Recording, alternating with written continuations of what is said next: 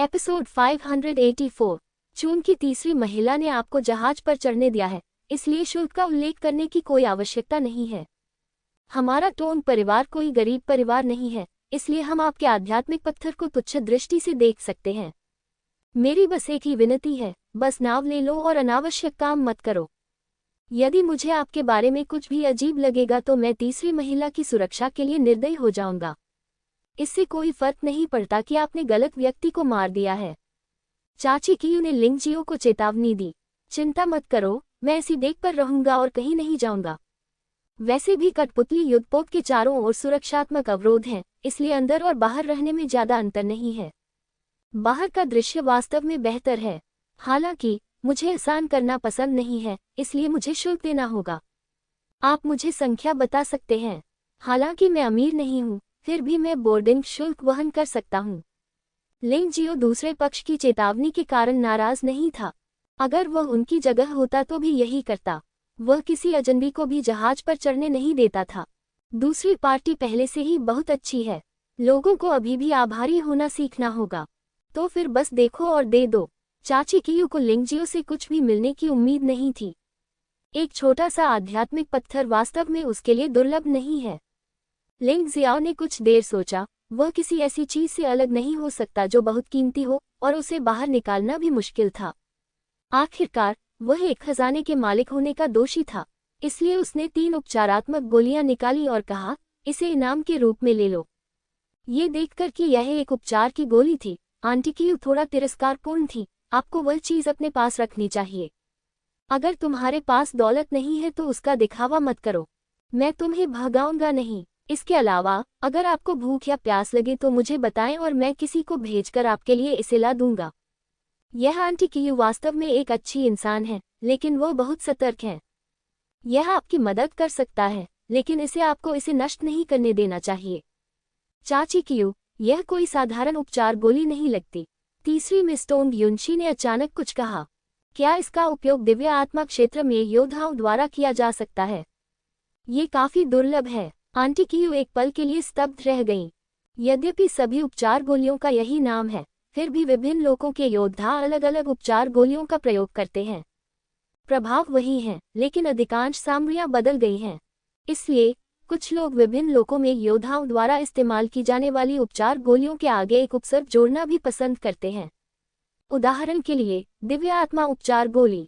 केवल इतना ही नहीं, आंटी कियू, ये तीनों अमृत दिव्य आत्मा उपचार गोलियों में सर्वश्रेष्ठ हैं।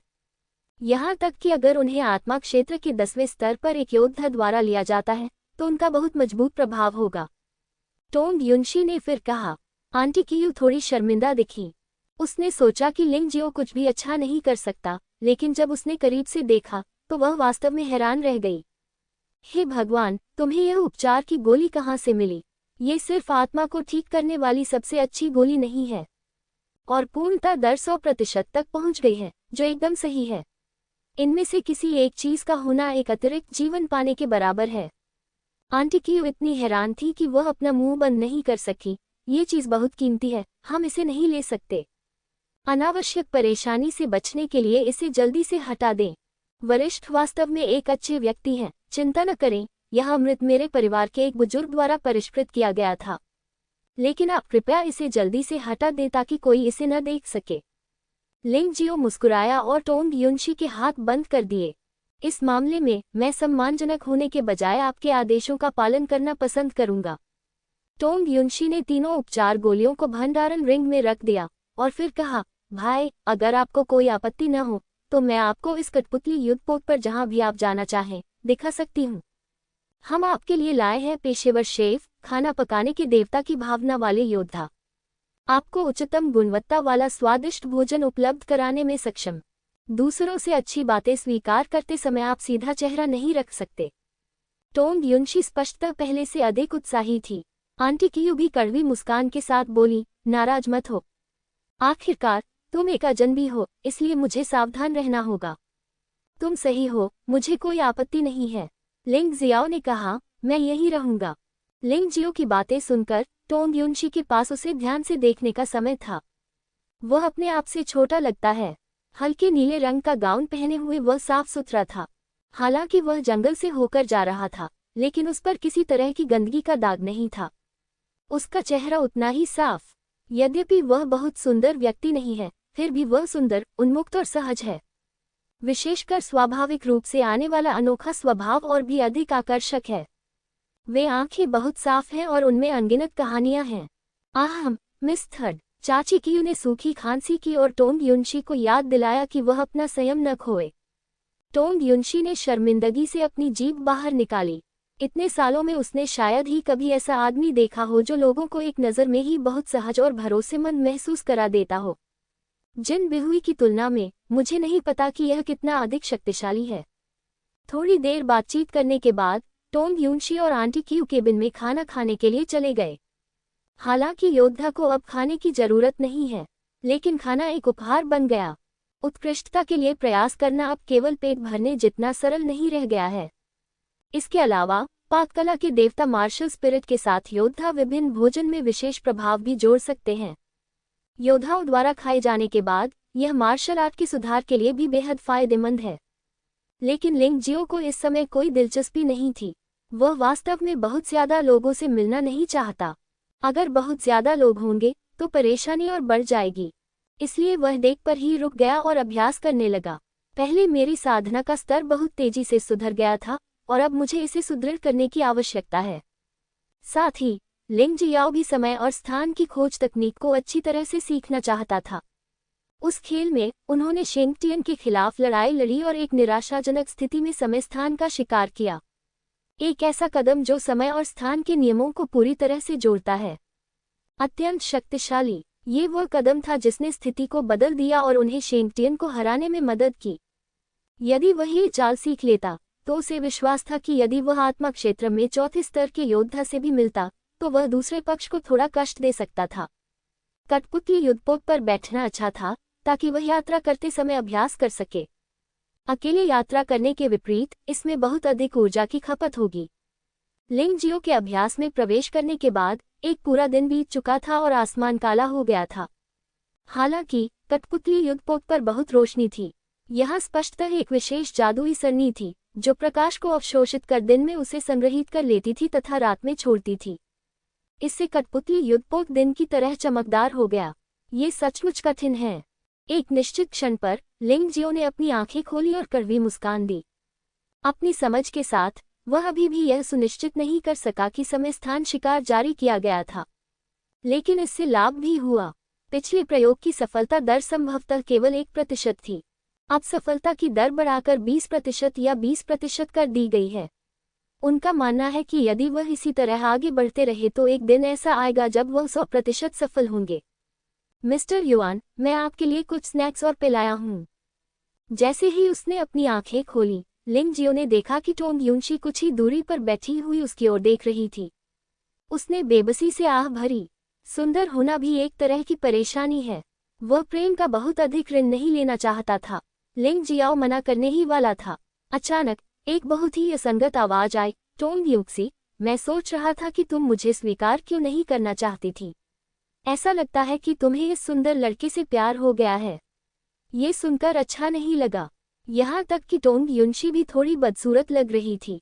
जिन बिहुई, चुप रहो, टोंग युनिक्सी ने गुस्से से कहा। ये युवक बस सवारी कर रहा है, बकवास मत करो। हिचहाइकिंग, हाँ, मुझे लगता है कि आपका प्रेमी आपसे गुप्त रूप से मिल रहा है। आप आमतौर पर ऐसे व्यवहार करते हैं जैसे आप अजनबियों से संपर्क नहीं करना चाहते हैं, लेकिन आपको इस तरह का कचरा पसंद है। जिन बिहुई नाराज था और उसे ज्यादा परवाह नहीं थी।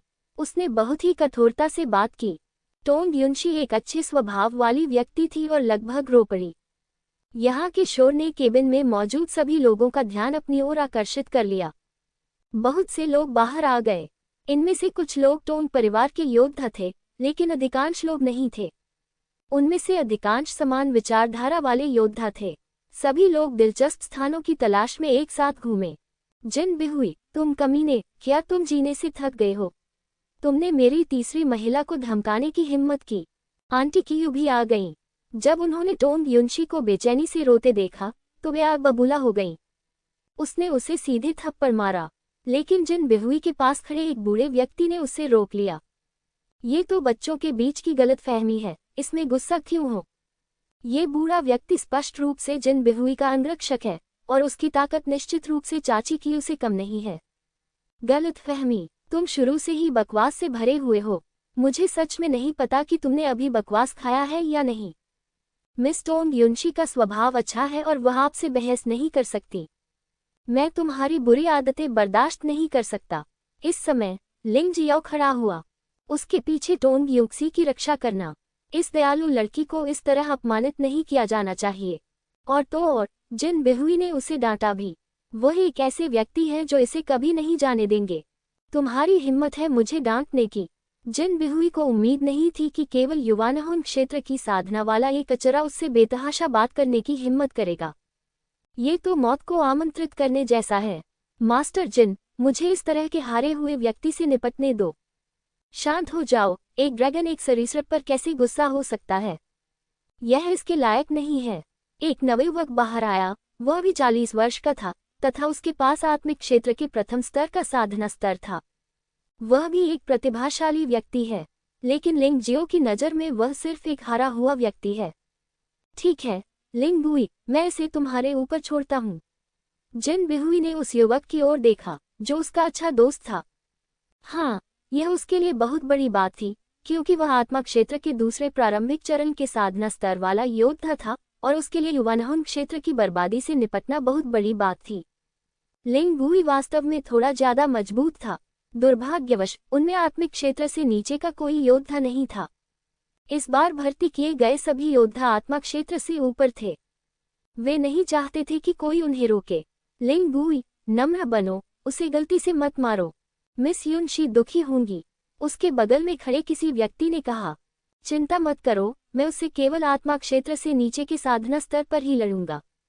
लेकिन ईश्वर की शक्ति को बदला नहीं जा सकता, इसलिए मुझे उसे निराश करना होगा। लिंग बुई मुस्कुराए और उसने लिंग जियो को बिल्कुल भी गंभीरता से नहीं लिया। उन्होंने सिर्फ जिन बिहुई को खुश करने के लिए कार्रवाई करने को कहा। आखिर उनके जिन परिवार का जियांडू में बहुत प्रभाव है। अगर वे इस रिश्ते को स्थापित कर सकते हैं तो उनके परिवार की भी रक्षा हो सकती है। ऐसा कुछ क्यों न किया जाए जिससे उन्हें आसानी से लाभ मिल सके। क्या तुम सचमुच सोचते हो कि मैं नाराज नहीं होऊंगा? क्या इस प्रकार की बदमाशी का प्रदर्शन करना आवश्यक है? दयालु और कुछ हद तक कमजोर टोंग युनशी अंततः अपनी मदद नहीं कर सकी। वह कमजोर लोगों को परेशान करना बिल्कुल भी पसंद नहीं करती थी। टोंग परिवार की तीसरी महिला, ऐसा नहीं है कि हम उसके लिए चीजें मुश्किल बनाना चाहते हैं, लेकिन वह अपने दम पर खड़ी हुई है। क्या हम वापस नहीं लड़ सकते? लिंग बुई ने भौहें सिकुड़ी। अगर टोंग युनशी ने उसे रोकने पर जोर दिया तो उसके लिए ऐसा करना मुश्किल होगा। हालांकि वह जिन परिवार को खुश करना चाहता था, लेकिन वह टोंग परिवार को नाराज नहीं करना चाहता था। आखिरकार टोंग परिवार में 2 उत्कृष्ट महिलाएं हैं जिन्हें कई लोग भड़काना नहीं चाहते। मिस सेन, इस समय लिंग जियो बोला, बस वहीं खड़े रहो और देखो। वे बस कुछ बदमाश हैं, कोई बड़ी बात नहीं है। जिन बिहुई अभी भी थोड़ा शक्तिशाली है। ये लिंग बुई तो बस एक जोकर है, उसे रोकने की कोई जरूरत नहीं है। मिस्टर युआन, टोंग युनशी ने कड़वी मुस्कान के साथ अपना सिर हिलाया। लिंग जियो ने भी खुद इस बात पर सहमति जताई, इसलिए उसके पास कोई विकल्प नहीं था। वह केवल आह भरकर कह सकी, सावधान रहो, ये लिंग बुई कोई राहगीर नहीं है। वह तलवार चलाने में अच्छा है और उसकी तलवारबाजी भयंकर और तेज है। वह बचाव पर नहीं, आक्रमण पर जोर देते हैं। इसके अलावा उनकी आत्मा के रहस्य और मार्शल आर्ट भी उतने ही शक्तिशाली हैं। ये वही है, यह अर्थहीन है। लिंग जियाओ ने अपना सिर हिलाया। वह जानता था कि टोंग युनशी उसे प्यार से याद दिला रही थी, लेकिन यह वास्तव में निरर्थक था।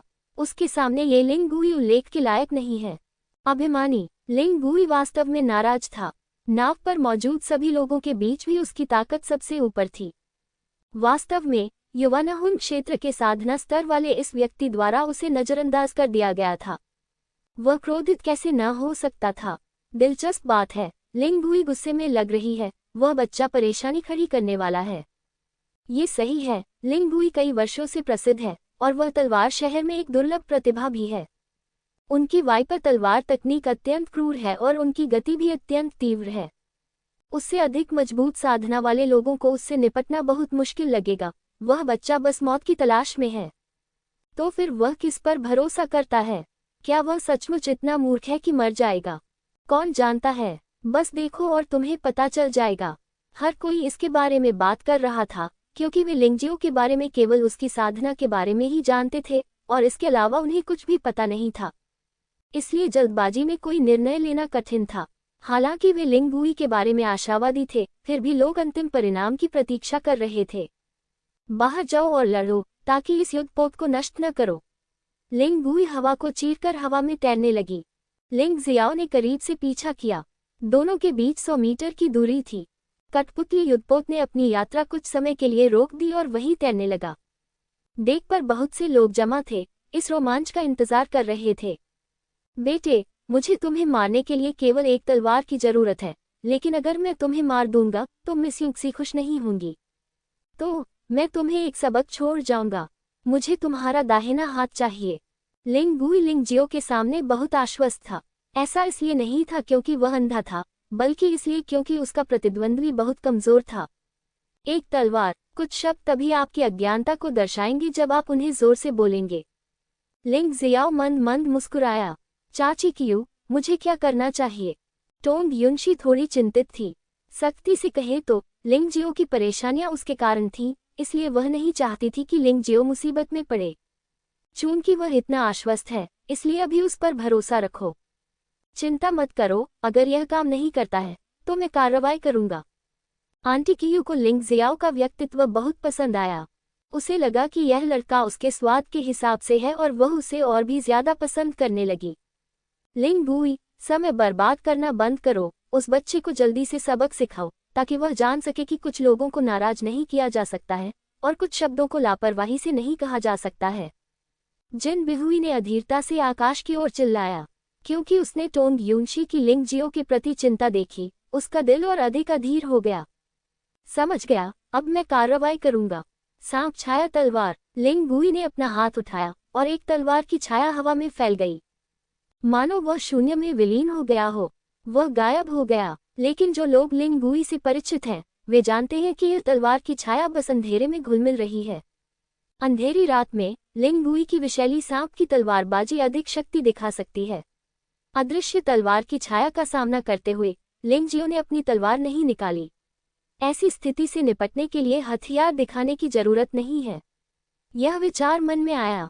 भौहों के बीच एक तलवार की रोशनी संघनित हुई। आत्मा तलवार तकनीक। हालांकि इसे बाद में लॉन्च किया गया, लेकिन ये पहले आ गया। आत्मा गुप्त विधि के बारे में ये भयानक बात है। लिंग जियाओ ने आत्मा तलवार तकनीक का प्रदर्शन किया। अगले ही पल लिंगबुई चीखी, खून की उल्टी की और युद्धपोत के डेक से टकराकर गिर पड़ी। बाहर से ये देखना असंभव था कि लिंगबुई कहाँ घायल हुआ था, लेकिन हर कोई देख सकता था कि इस समय लिंगबुई का चेहरा पीला था और उसकी आत्मा उदासीन थी, जो स्पष्ट रूप से संकेत था कि उसकी आत्मा घायल हो गई थी। इस समय विशाल डेक पर सचमुच सन्नाटा था। किसी को भी ऐसे परिणाम की उम्मीद नहीं थी। हालांकि कुछ लोगों ने अनुमान लगाया कि लिंगजियो जीत सकता है, लेकिन उन्होंने कभी उम्मीद नहीं की थी कि लिंगजियो सिर्फ एक चाल से लिंगबुई को हरा देगा। लिंगबुई, वह आत्मा क्षेत्र में एक मजबूत आदमी है। इस अनुभव के दौरान उन्होंने एक से अधिक बार दिव्य आत्मा क्षेत्र के प्रथम स्तर के शिखर पर पहुंच चुके राक्षसों को मार गिराया। और सबसे महत्वपूर्ण बात यह है कि लिंगबुई एक आत्मा कबीले के रूप में एक अत्यंत शक्तिशाली आत्मा है। दूसरे पक्ष ने वास्तव में उसे आत्मा गुप्त विधि से हराया, जो कि समझ से परे है। इस आदमी की आत्मा कितनी भयानक है। आत्मा तलवार तकनीक। ये हमारी तलवार राजधानी का गुप्त कौशल है। ये व्यक्ति कौन है? कुछ लोग गुप्त रूप से अटकलें लगाने लगे। बहुत से लोग आत्मा तलवार तकनीक नहीं सीख सकते हैं। आत्मा गुप्त तकनीक के इस स्तर तक केवल बड़े परिवारों के लोग ही पहुंच सकते हैं। क्या ये हो सकता है कि यह युवक भी किसी बड़े परिवार का कोई छुपा हुआ प्रतिभाशाली व्यक्ति हो? इस समय सभी ने लिंगजियो के शब्द सुने। कमजोर, बहुत कमजोर। तुम मेरी एक चाल भी नहीं समझ सकते। तुम दावा करते हो कि तुम प्रतिभाशाली हो। ये सचमुच हास्यास्पद है कि आप अभी भी शक्तिशाली लोगों से जुड़ने के लिए मेरा इस्तेमाल करना चाहते हैं। यह आपकी बारी है। लिंगजियो ने जिन बिहुई को उदासीनता से देखा और कहा, आप एक आदमी जो बकवास करता है, उसे सबक सीखना चाहिए, अन्यथा आप वास्तव में सोचते हैं कि दूसरों को धमकाना आसान है। मैं अभी भी लड़ सकता हूँ। लिंगबुई ने अभी भी सबक नहीं सीखा था, उसे खड़े होने में संघर्ष करना पड़ा। लेकिन उसी क्षण उसके चेहरे पर अचानक परिवर्तन आ गया, उसके मुंह से खून की धार बह निकली और वह बेहोश हो गया। मूर्ख, मैंने पहले ही दया दिखा दी है और मुझे बस इंतजार करना चाहिए और ठीक होना चाहिए, फिर भी मैं अभी भी मौत की तलाश में भगवान की शक्ति का उपयोग करने की कोशिश कर रहा हूँ। लिंग जियो ने लिंग गुई को तिरस्कार से देखा और उसका मजाक उड़ाया। इस समय किसी ने जल्दी से लिंग गुई को इलाज के लिए केबिन में ले जाया। ये टोंग युनशी का आदेश था। अगर लिंग गुई की यहाँ मृत्यु हो गई तो ये बहुत बड़ी परेशानी होगी। मुझे उम्मीद नहीं थी कि तुम इतने होशियार होगे। यद्यपि जिन बिहुई को थोड़ा झटका लगा, लेकिन वह भयभीत नहीं था। वह दिव्य आत्मा क्षेत्र के दूसरे स्तर के प्रारंभिक चरण में था, जबकि लिंग गुई दिव्य आत्मा क्षेत्र के पहले स्तर के मध्य चरण में था। उनके बीच अभी भी बहुत बड़ा अंतर है। वह लिंग यू को भी तुरंत मार सकता है, इसलिए लिंग जियो द्वारा दिया गया झटका उसके लिए महज एक दुर्घटना थी।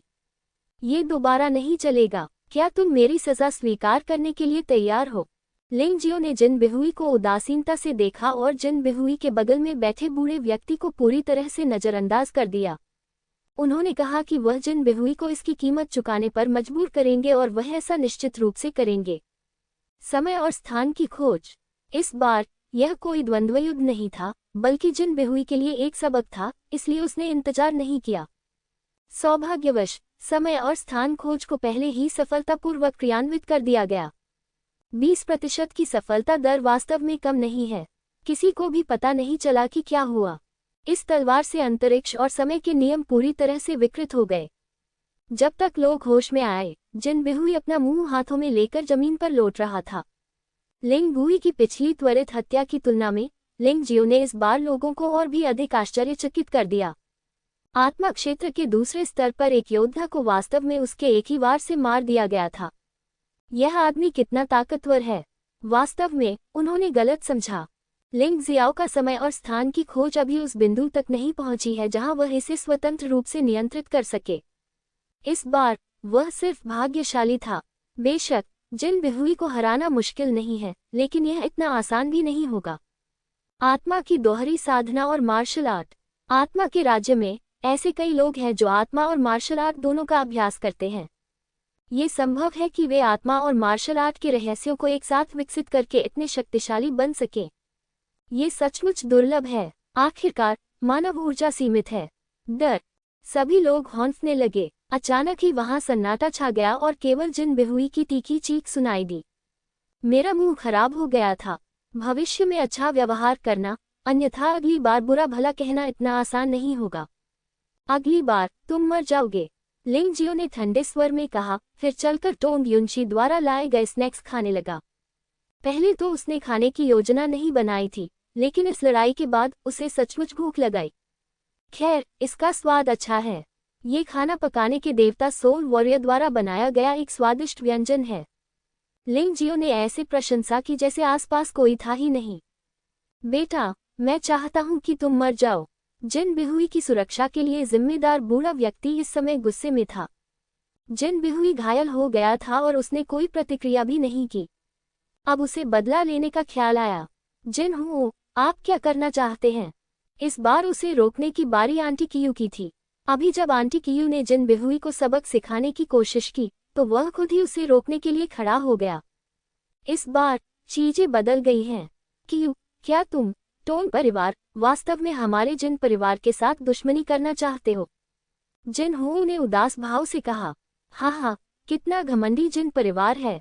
आपको केवल हमें धमकाने की अनुमति है, लेकिन हमें बदला लेने की अनुमति नहीं है। क्या आपको लगता है कि हमारा टोन परिवार मिट्टी से बना है? हमारे कठपुतली युद्धपोत से उतर जाओ, अन्यथा हमें असभ्य होने का दोष मत दो। और जो लोग जिन बिहुई का अनुसरण करते हैं, वे यहाँ से चले जाएं। आंटी कियू सचमुच क्रोधित थी। बस मेरा इंतजार करो। जिन हो ने गुस्से में जिन बिहुई को पकड़ लिया और नाव से उतर गया। इसके बाद कई लोग भी उतर गए। इस घटना के बाद लिंग जियो हर किसी की नजरों में रहस्यमय और भयानक बन गया। इसलिए अब कोई उकसावे की बात नहीं थी। जियांडू तक का पूरा रास्ता, शहर के द्वार पर टोन परिवार के लोग उसका स्वागत करने के लिए पहले से ही मौजूद थे। युशी, तुम वापस आ गई। घर पर कुछ हुआ है? टीम का स्वागत करने वाला नेता एक मध्यम आयु वर्ग का व्यक्ति था। टोंग युनशी को दिए गए उसके संबोधन से लगता है कि वह कोई बुजुर्ग होगा और वे रिश्तेदार हैं। अन्यथा चाची कियू ने टोंग युनशी को उसके पहले नाम से भी नहीं बुलाया। ये व्यक्ति कैसे हिम्मत कर सकता है? जीजा जी, क्या हुआ? टोंग युनशी चिंतित थी। आपकी सबसे बड़ी बहन की हत्या कर दी गई और वह अभी भी कोमा में है। पता चला कि वह ढेर उम्र का आदमी टोंग युनशी का साला था। जब आप इसके बारे में सोचते हैं तो ये सामान्य बात है। टोंग युनशी की सबसे बड़ी बहन 40 से अधिक की है।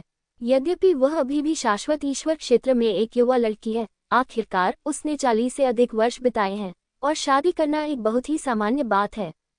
क्या ये कैसे हो सकता है? टोंग युनशी चिंतित थी। क्या आपने डॉक्टर को नहीं बुलाया? मैंने इसके लिए कहा है, लेकिन मैं कुछ नहीं कर सकता। मैं ये पता नहीं लगा पा रहा हूँ कि समस्या क्या है। मध्यम आयु वाले व्यक्ति ने फिर कहा, ये बात करने की जगह नहीं है। चलो पहले वापस चलते हैं और फिर बात करते हैं। इस समय आंटी कियू बोली, ठीक है युनशी, चलो पहले वापस चलते हैं। मध्यम आयु वर्ग के आदमी ने कहा। इस समय टोंग युनशी को याद आया कि लिंगजियो अभी भी वहां था और उसने कहा, मास्टर युआन, मुझे खेद है, मैंने आपको तलवार की राजधानी के चारों ओर ले जाने का वादा किया था।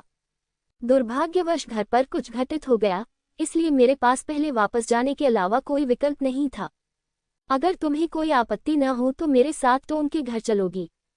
मिस युनशी, बस घर का काम संभालो, मेरी चिंता मत करो। इस तलवार शहर में मेरे भी परिचित हैं और मैं भी उनके साथ जुड़ने वाला हूँ। लिंग जियाओ ने कहा, तो फिर चलो अलविदा कहें। टोंग युनशी ने कहा, ये लीजिए, इसमें मेरे आध्यात्मिक विचारों की झलक है। अगर आपको किसी भी चीज में मदद की जरूरत हो तो कृपया मुझसे संपर्क करें। जब लिंग जियो पहली बार किसी स्थान पर पहुंचा तो उसने स्वाभाविक रूप से अधिक दोस्त बनाने की आशा की, जो उसके भविष्य के विकास के लिए बेहद फायदेमंद होगा। इसलिए मैंने टोंग युनशी को एक टोकन दिया। लिंग जियो ने सीधे तौर पर टोंग के घर जाने के लिए नहीं कहा, क्योंकि उसे डर था कि अन्य लोग सोचेंगे कि उसके कुछ गलत इरादे हैं और यह समझाना बहुत परेशानी भरा होगा, इसलिए उसने ऐसा करने की जहमत नहीं उठाई। धन्यवाद। टोंग युनशी ने वास्तव में लिंग जियो की बातों को गंभीरता से नहीं लिया। उसने उस चीज को दूर रख दिया, घूमी और चली गई।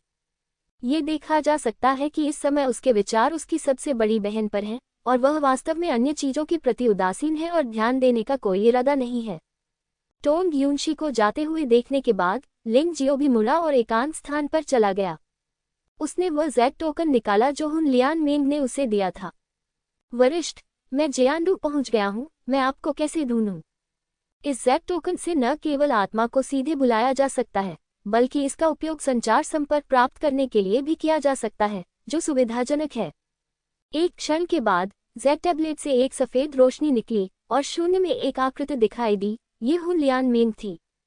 ये सिर्फ इतना है कि यह आकृति केवल लिंग जियो द्वारा ही देखी जा सकती है और कोई नहीं। मैं अभी तलवार की राजधानी में नहीं हूँ, क्योंकि देवताओं के प्राचीन युद्ध क्षेत्र में जो कुछ हुआ था उसके कारण मुझे सीधे शाही राजधानी में वापस बुला लिया गया था।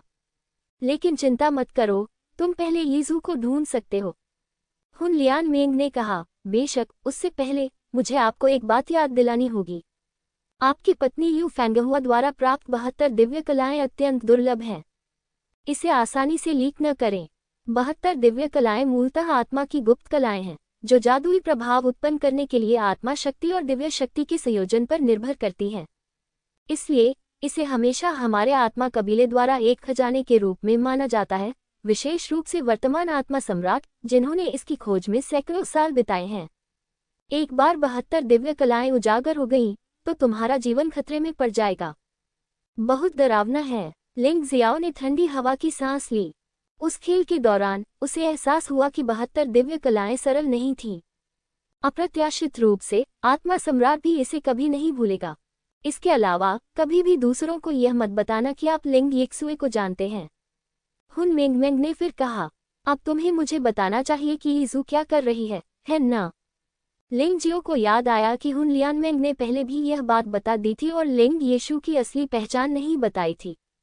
विद्रोही नेता। हुन लियान मेंग ने 4 शब्द कहे और फिर कहा, लेकिन ये तो शाही परिवार का उसके लिए नाम है। यीजू ने वर्तमान आत्मा सम्राट के शासन को उखाड़ फेंकने के उद्देश्य से स्नो ऑर्गेनाइजेशन नामक एक गुप्त संगठन की स्थापना की। बेशक केवल मैं और कुछ वरिष्ठ अधिकारी ही इस रहस्य को जानते हैं। तुम्हें इसे बाहर नहीं जाने देना चाहिए। क्या कोई कारण है? लिंग जियाओ को ये जानने की बहुत जिज्ञासा थी कि स्नो ऑर्गेनाइजेशन की स्थापना में लिंग यिक्सू का उद्देश्य क्या था। वजह साफ है, ये जू वर्तमान आत्मा सम्राट की शैली को बर्दाश्त नहीं कर सका। आत्मा सम्राट ने प्राचीन कबीले के आदेशों का पूरी तरह से पालन किया है और मनमाने ढंग से आत्मा कबीले को दबा रहा है। प्राचीन जनजाति द्वारा बहुत सारे संसाधन छीन लिए गए, जिससे आत्मा जनजाति को शिकायत होने लगी। अत्यधिक श्रम के कारण कई योद्धा बीमारी और थकावट से मर गए।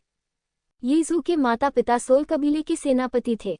उन्होंने विद्रोह किया और संसाधन इकट्ठा करने आए शक्तिशाली प्राचीन लोगों को मार डाला।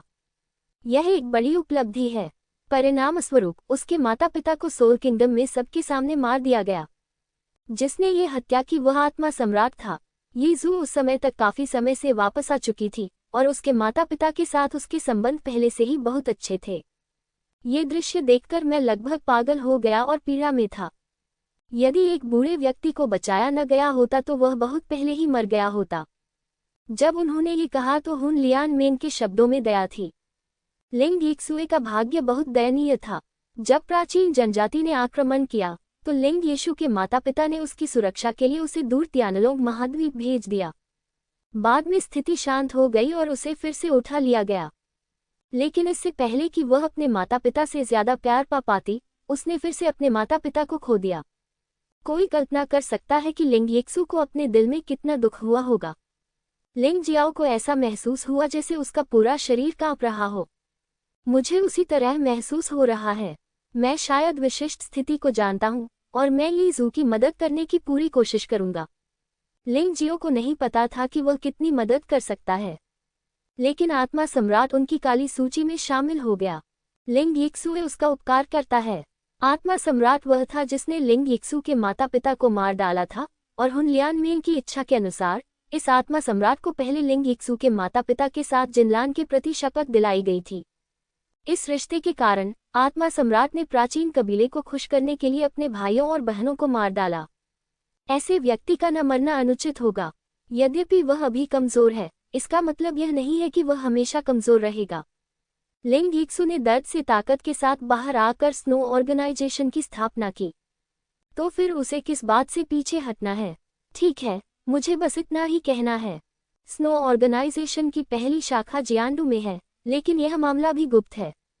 इसके बारे में केवल मुख्यालय और पहली शाखा के कैडर ही जानते हैं, और वे स्वयं भी वहां नहीं जा सकते।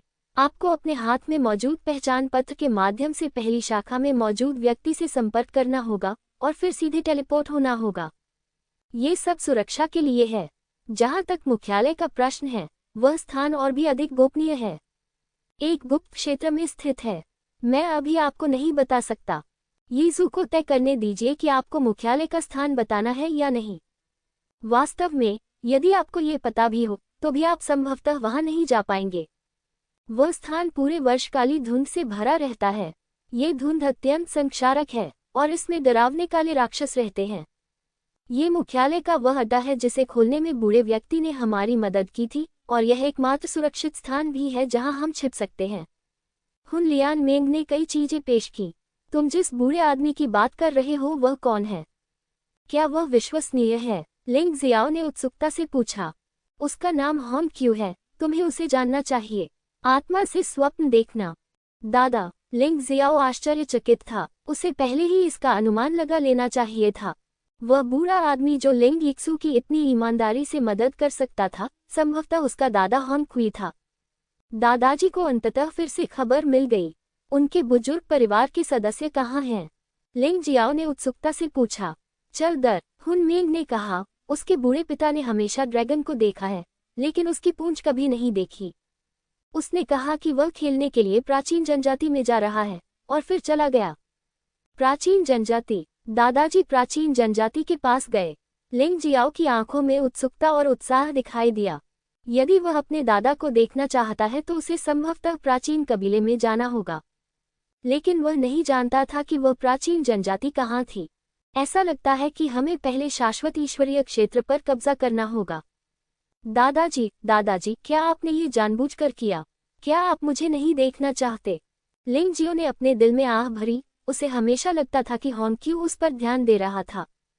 हमेशा उसका मार्गदर्शन करते रहे, उसे प्रेरित करें। बात बस इतनी सी है कि उसे अपने दादाजी की बहुत याद आती है। सच कहें तो हॉन क्वी के साथ उसका रिश्ता उसके जैविक माता पिता से भी ज्यादा करीबी है। आखिरकार हॉन क्वी ही तो उसके जन्म से ही उसका पालन पोषण कर रही है। हुन लियान मेन के साथ बातचीत खत्म करने के बाद लिंग जियो ने उसके निर्देशों का पालन किया और अपने हाथ में जेड टोकन के साथ लिंग यिक्सू से संपर्क किया। मेरा मूड थोड़ा उलझन भरा है। मैंने उसे कई सालों से नहीं देखा है, इसलिए मैं थोड़ा नर्वस हूँ। दूसरे पक्ष के सहमत होने के बाद उसके बगल में एक पोर्टल प्रकट हुआ। लिंग जियो ने कदम बढ़ाया और पोर्टल तुरंत बंद हो गया। अगले ही पल लिंग जियो ने पाया कि बर्फ से ढके पहाड़ जैसी पवित्र लड़की उसके सामने खड़ी थी। कई वर्षों तक एक दूसरे को न देखने के बाद लिंग यिक्सू स्पष्ट रूप से पहले की तुलना में अधिक परिपक्व हो गया है। यह अधिक सुंदर भी है। अगर हम वास्तव में उसकी तुलना यू फिगुआ से करना चाहते हैं तो ईमानदारी से हम केवल यही कह सकते हैं कि वे अलग अलग उम्र की हैं। बेशक सुंदरता देखने वाले की आंखों में होती है और लिंग जियो अभी भी सोचता है कि यू फिगुआ लिंग यिक्सू से थोड़ी अधिक सुंदर है। वे दोनों वहीं खड़े रहे, तुम मेरी ओर देख रहे थे और मैं तुम्हारी ओर, मानो वह मूर्ख था। काफी देर के बाद लिंग यीशु के बगल में बैठी एक लड़की सूखी खांसी के साथ खांसने लगी और फिर उन दोनों को इस घुटन भरी निगाह से मुक्ति मिल गई। बहुत दिनों से तुम्हें नहीं देखा, वह शब्दों से भरा था, लेकिन अंत में लिंग जियो केवल 4 शब्दों के साथ आया, हाँ, बहुत समय हो गया मिलते हुए। लिंग यिक्सू भी मुस्कुराया। वे दोनों ऐसे दोस्त थे जो कभी अलग नहीं हुए थे। उनका रवैया अभी भी वही था। मैंने जो तनाव की कल्पना की थी वह खत्म हो गया। मैंने बहन कियानमेंग से सुना है कि आप शादी करने जा रही हैं, आप अपने भाई बहनों से क्यों नहीं मिलती? लिंग जियो लिंग यिक्सू से थोड़ा छोटा है। लिंग यिक्सू खुद को बहन कहती है। फंगहुआ, बाहर आओ और मेरे दोस्तों से मिलो। लिंग जियो को नहीं पता था कि दोनों लड़कियों का मिलना अजीब होगा, लेकिन उसकी महिला शर्मनाक नहीं थी। इस प्रकार यू फांगहुआ को स्वर्ग और पृथ्वी की दुनिया से मुक्त कर दिया गया। कितना सुंदर दृश्य है, लिंग यीशु ने चिल्लाकर कहा और उसके आसपास के कई लोग भी चिल्लाने लगे। बहन भी उतनी ही सुंदर है। यू फेंगहुआ मुस्कुराया। यद्यपि यू नू अपने पिछले जीवन में लिंग यिक्सू से बहुत बड़ी थी, अब वह यू फिगुआ है। वह लिंग जियाओ की पत्नी है, इसलिए उसे लिंग यिक्सू बहन कहना सामान्य बात है। ठीक है, तुम दोनों एक दूसरे की चापलूसी करना बंद करो। वे सभी दुनिया में दुर्लभ सुंदरियां हैं। हम व्यापार के बारे में बात क्यों नहीं करते? लिंग जियो ने दोनों महिलाओं के बीच हो रही चहचहाहट भरी बातचीत को बाधित करने की कोशिश की, लेकिन दोनों महिलाओं ने एक ही समय में उसे घूरकर देखा। एक तरफ हट जाओ, उन्होंने पुनः एक स्वर में यही कहा। लिंग जियो ने कड़वी मुस्कान दी और वह केवल एक तरफ बैठकर अकेले चाय पी सकता था। ठीक उसी समय जब लिंग जियाओ और लिंग यिक्सू लंबे अलगाव के बाद फिर से मिले। अंधेरे जंगल के प्रवेश द्वार पर कई बिन बुलाए मेहमान स्नो ऑर्गेनाइजेशन के मुख्यालय की ओर बढ़ रहे थे। नेता एक बूढ़ा आदमी था, लगभग 60 या 70 साल का। हालांकि वह झुर्रियों से भरा था, लेकिन उसकी आंखें चमकीली थीं। उन्होंने नीले रंग का वस्त्र पहना हुआ था तथा उनकी कमर पर तलवार के आकार का जेड पेंडेंट लटका हुआ था। बूढ़े आदमी के पास 2 अन्य लोग भी थे, दोनों युवक और युवतियां।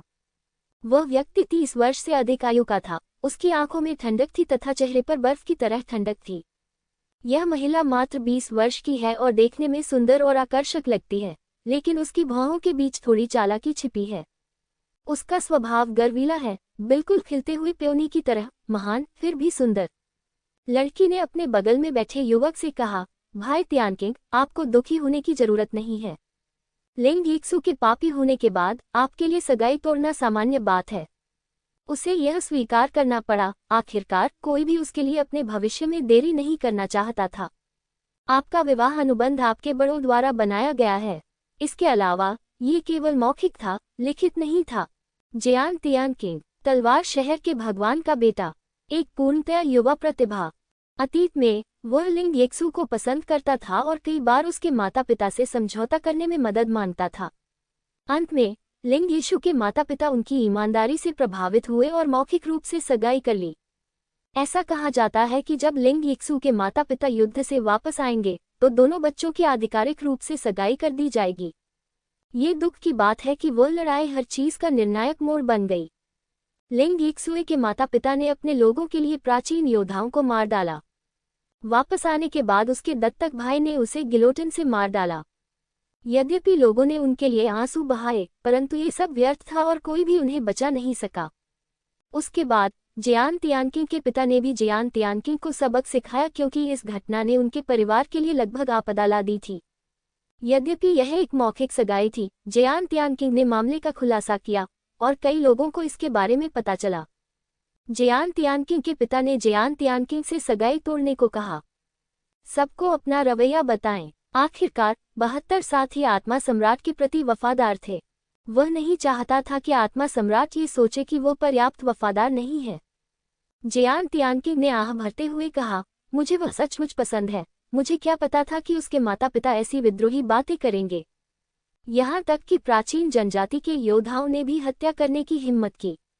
क्या वे नहीं जानते कि प्राचीन जनजाति का जीवन किसी भी चीज से ज्यादा महत्वपूर्ण है? इस समय बूढ़ा आदमी बोला, एक नायक के लिए एक सुंदरी के बारे में दुखी होना सामान्य बात है। बात सिर्फ इतनी है कि आप एक ऐसे व्यक्ति हैं जो बड़े काम करते हैं, इसलिए आपको पता होना चाहिए कि कैसे चुनना है। लिंग यिक्सु चाहे कितनी भी खूबसूरत क्यों न हो, वह पहले से ही एक पापी है। इस शादी को रद्द कर दिया जाना चाहिए। मुझे पता है। जियान तियानकिंग ने सिर हिलाया। उसे बचपन से ही सिखाया गया था कि उसका भविष्य महिलाओं से ज्यादा महत्वपूर्ण है। वह लिंग यीशु से प्यार करता है, लेकिन उससे भी ज्यादा उसे अपना भविष्य प्रिय है। कौन आ रहा है? अंधेरे जंगल से कई आकृतियां चमकती हुई बाहर आईं। वह स्नो ऑर्गेनाइजेशन का योद्धा है। जियान तियानकिंग ने आगे बढ़कर ऊंची आवाज में कहा, जियांडू यंग मास्टर जियान तियानकिंग और जियांडू हुन जनरल जियान स्नो ऑर्गेनाइजेशन के नेता लिंग यिक्सु से मिलने के लिए दूर तक आए हैं। अभी भी इसका इंतजार है। तलवार शहर के युवा मास्टर, तलवार शहर आत्मा जनरल।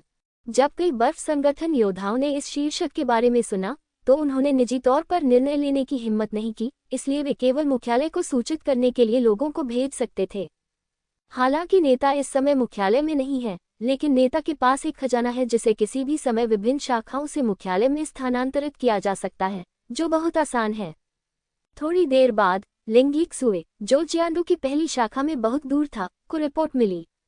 उसने थोड़ा भौं सिकोड़ी यू फेगुआ को देखा और कहा, अच्छा बहन, चलो भविष्य में धीरे धीरे बात करेंगे।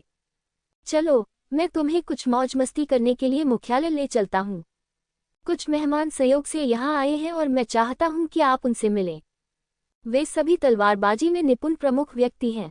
लिंग यिक्सु ने यू फांगहुआ को देखा और फिर लिंग जियाओदाओ को देखा। आप यहाँ परेशानी खड़ी करने नहीं आए हैं, है ना? लिंग जियाओ ने पूछा। यदि आप मुसीबत की तलाश में हैं, तो वहां जाकर आपको पता चल जाएगा। लिंग यिक्सुए अधिक सक्षम हो गया। वह किसी संगठन का नेता बनने के योग्य है।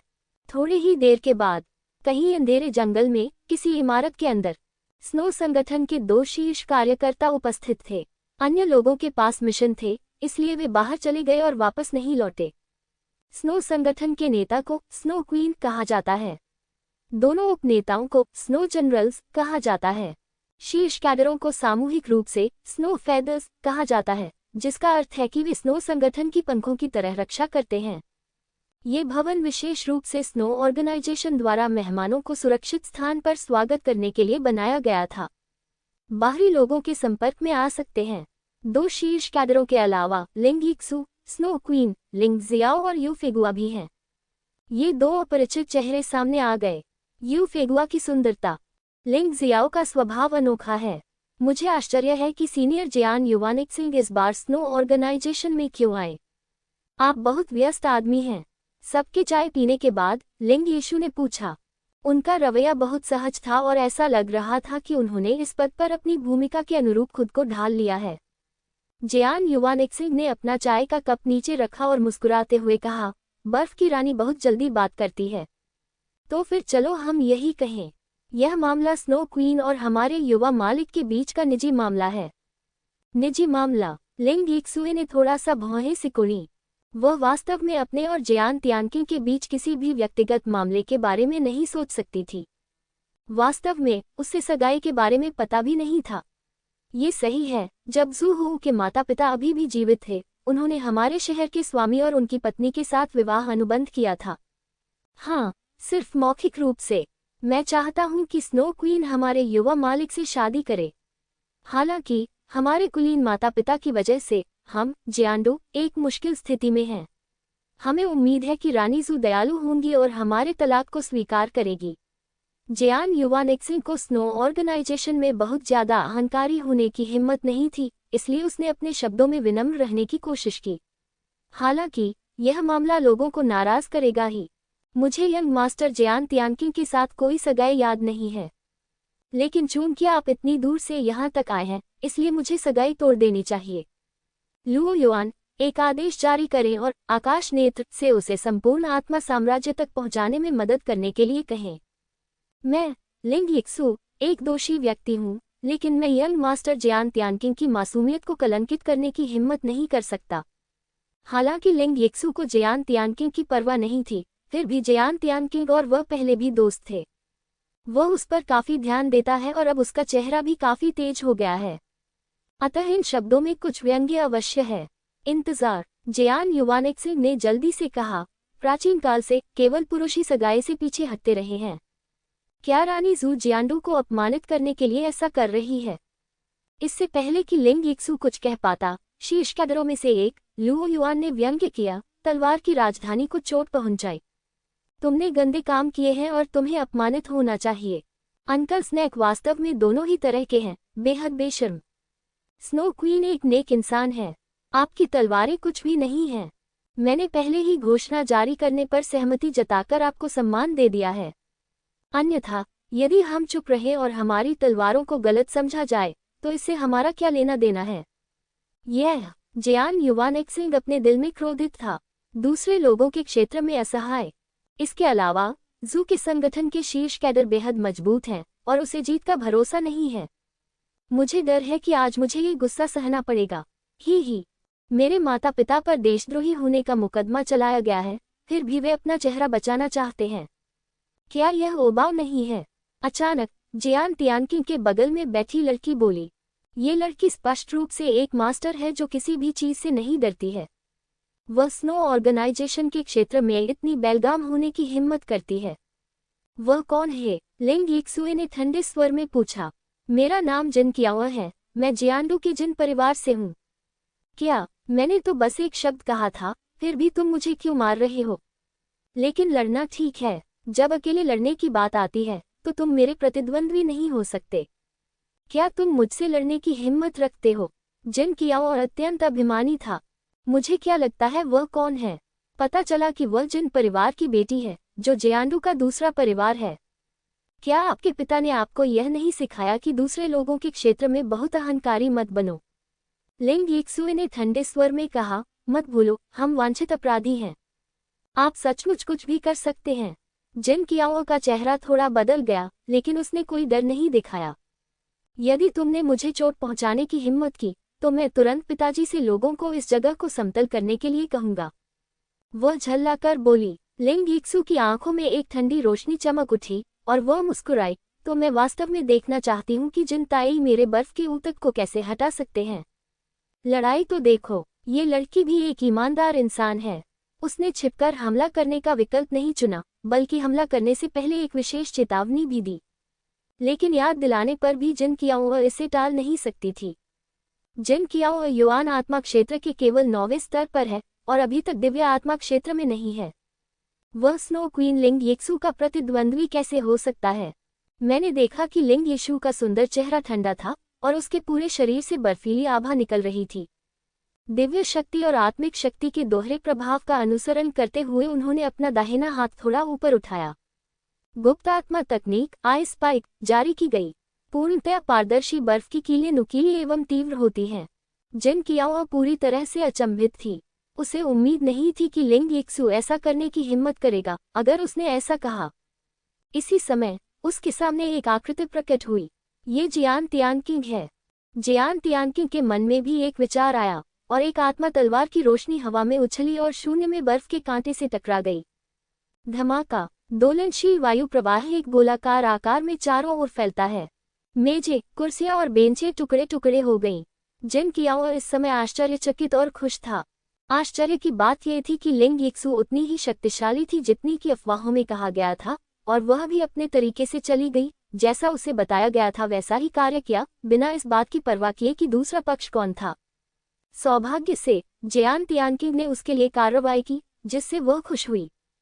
वह 1 या 2 दिन से अधिक समय से जियान तियानकिंग से प्यार करती है और वह बचपन से ही जियान तियानकिंग को अपना निजी सामान मानती है। जब से उसने सुना कि जियान तियानकिंग और लिंग यिक्सू ने सगाई कर ली है, वह लिंग यिक्सू से बेहद नफरत करने लगी थी। जियान तियानकिंग का शरीर थोड़ा सा हिल गया। लिंग यिक्सू स्थिर रहा। हालांकि लिंग यिक्सू सक्रिय रूप से हमला कर रहा था और जियान तियानकिंग निष्क्रिय रूप से बचाव कर रहा था, इसलिए ये बताना मुश्किल था कि कौन मजबूत था और कौन कमजोर था। आपकी ताकत में सुधार हुआ है, लिंग यिक्सू ने जियान तियानकिंग को देखा। लेकिन अगर इतना ही है तो आप उसकी रक्षा नहीं कर सकते। लिंग यिक्सू के शरीर में और भी तेज ठंडक फैल रही थी। हवा में भयानक धाराएं बह रही थीं, जिससे वहां अत्यधिक ठंड हो गई थी। इसके संपर्क में आने वाली हवा बर्फ में जम गई। अप्रत्याशित रूप से आप वास्तव में फिर से आगे बढ़ गए। जियान तियानकिंग ने कड़वाहट से मुस्कुराया, लेकिन उसके चेहरे पर अभिव्यक्ति अधिक गंभीर हो गई। राजधानी के शीर्ष 5 युवा पुरुषों में से एक, वह वास्तव में अपनी प्रतिष्ठा का हकदार है। शीर्ष 5 किशोर त्यानयान द्वारा आयोजित जीनियस रैंकिंग सूची में शीर्ष 5 किशोर हैं। बेशक ये 72 सहयोगी राजधानियों तक ही सीमित है और इसमें शाही राजधानी शामिल नहीं है। इन 5 लोगों की ताकत लगभग एक समान है। वे सभी अत्यंत अत्याचारी हैं। 6ठे स्थान पर आने वाला लड़का उनसे बहुत दूर है, इसलिए उसे लड़कों का बिग 5 कहा जाता है। जियान तियानकिंग के छोटे भाई जियान तियानिक्सिंग भी इस सूची में हैं। जियान तियानिक्सिंग की ताकत जियान तियानकिंग से कहीं अधिक शक्तिशाली है। क्या आप आगे नहीं बढ़ेंगे? लिंग यिक्सू ने शांति से कहा। जिन किया और असभ्य था और उसे सबक सिखाना ही था, चाहे कुछ भी हो। अगर जियान तियानकिंग ने उसे रोकने की कोशिश की तो वह स्वाभाविक रूप से जियान तियानकिंग की भी पिटाई कर देगी। बेशक आपको जारी रखना होगा। जियान तियानकिंग ने गहरी सांस ली और कहा, हाल ही में मुझे एक सफलता मिली है। मैं जूनियर बिग 5 को चुनौती देना चाहता हूँ। जब उसने ये कहा तो उसकी भौहें सचमुच तेज प्रकाश से चमक उठी और एक तलवार के आकार का निशान उभर आया। आत्मिक शक्ति और दैवीय शक्ति के सम्मिलन के बाद जो दैवीय शक्ति बनी वह अधिक तीव्र और भयावह हो गई। भयानक तलवार की ऊर्जा ने अंधेरे जंगल में कोहरे को लगभग खत्म कर दिया। मुझे उम्मीद नहीं थी कि आपकी आत्मा तलवार तकनीक 8वें स्तर तक विकसित हो गई है। कोई आश्चर्य नहीं कि आपको मुझसे लड़ने का आत्मविश्वास है। लिंग यिक्सू ने उसकी भौहों पर तलवार के आकार का निशान देखा और हल्के से कहा। जियान युवानिक्सिंग थोड़ा हैरान लग रहा था। उसे नहीं पता था कि जियान तियानकिंग ने आत्मा तलवार तकनीक के 8वें स्तर को कब तोड़ दिया। हालांकि आत्मा तलवार तकनीक का 8वां स्तर आत्मा क्षेत्र में 4थे स्तर के योद्धा को भी चोट पहुंचा सकता है। लिंग यिक्सू को अभी उस स्तर तक नहीं पहुंचना चाहिए था। आखिरकार वह अभी भी युवा है और चाहे वह कितना भी प्रतिभाशाली हो, उसकी एक सीमा होनी चाहिए। इसे लें। इस बार जियान तियानकिंग ने पहल की। उसने अपनी कलाई घुमाई और एक लंबी तलवार दिखाई। आत्मा तलवार तकनीक और तलवार कौशल के सम्मिश्रण ने एक अधिक भयानक तलवार चाल को जन्म दिया। इससे न केवल मानव शरीर को बल्कि आत्मा को भी नुकसान पहुंच सकता है। यह अत्यंत शक्तिशाली है। तलवार अचानक बाहर निकली और भयानक वायु प्रवाह ने पूरी इमारत को नष्ट कर दिया। सौभाग्य से इमारत विशेष सामग्री से बनी थी, अन्यथा ये वास्तव में ढह जाती। लिंग यिक्सू शांत रहा। वही पाम ब्लास्ट भी आत्मा के रहस्यों और मार्शल आर्ट का एक आदर्श मिश्रण था। आत्मा के क्षेत्र में आत्मा जाति और मानव जाति के बीच का अंतर कम होता जा रहा है। मूलतः देवताओं की शक्ति और आत्मा की शक्ति दोनों का एक साथ प्रयोग किया जाता है। ये सिर्फ इतना है कि आत्मा जाति आत्मा रहस्यों में अधिक मजबूत है। मानव जाति मार्शल आर्ट और अलौकिक शक्तियों में अधिक मजबूत है। तलवार की ऊर्जा और तार की हवा फिर टकराई।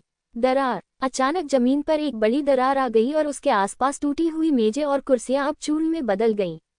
आती हुई ऊर्जा का सामना करते हुए लिंग जियाओ बिल्कुल भी नहीं हिला।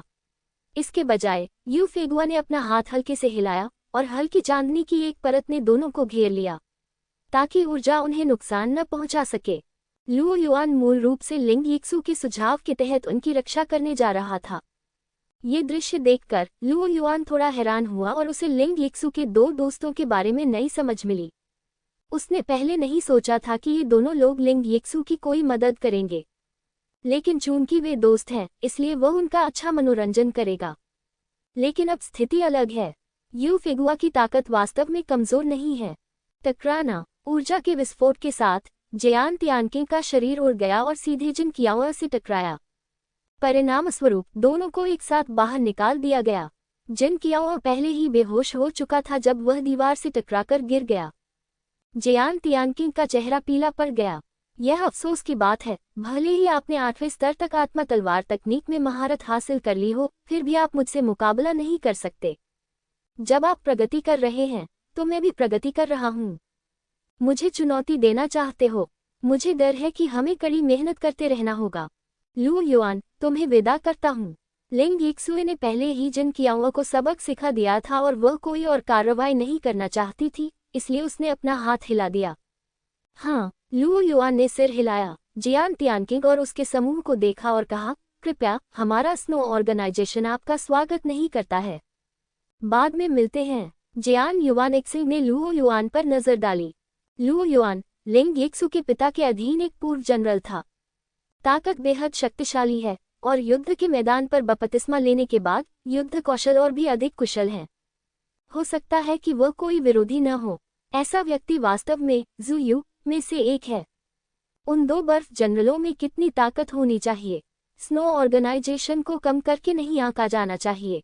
जियान युआन एक्सिंग ने एक हाथ से जिन कियाओ को और दूसरे हाथ से जियान तियानकिंग को पकड़ लिया और उड़ गए। तीनों लोगों को जाते हुए देखने के बाद लू युआन ने भौहें सिकुड़ते हुए कहा, इस तलवार के साथ इतनी दूर यात्रा करना वाकई दिलचस्प है। आप जिन कियाओ को यहाँ क्यों लाए हैं? मुझे डर है कि यही उसका असली उद्देश्य है।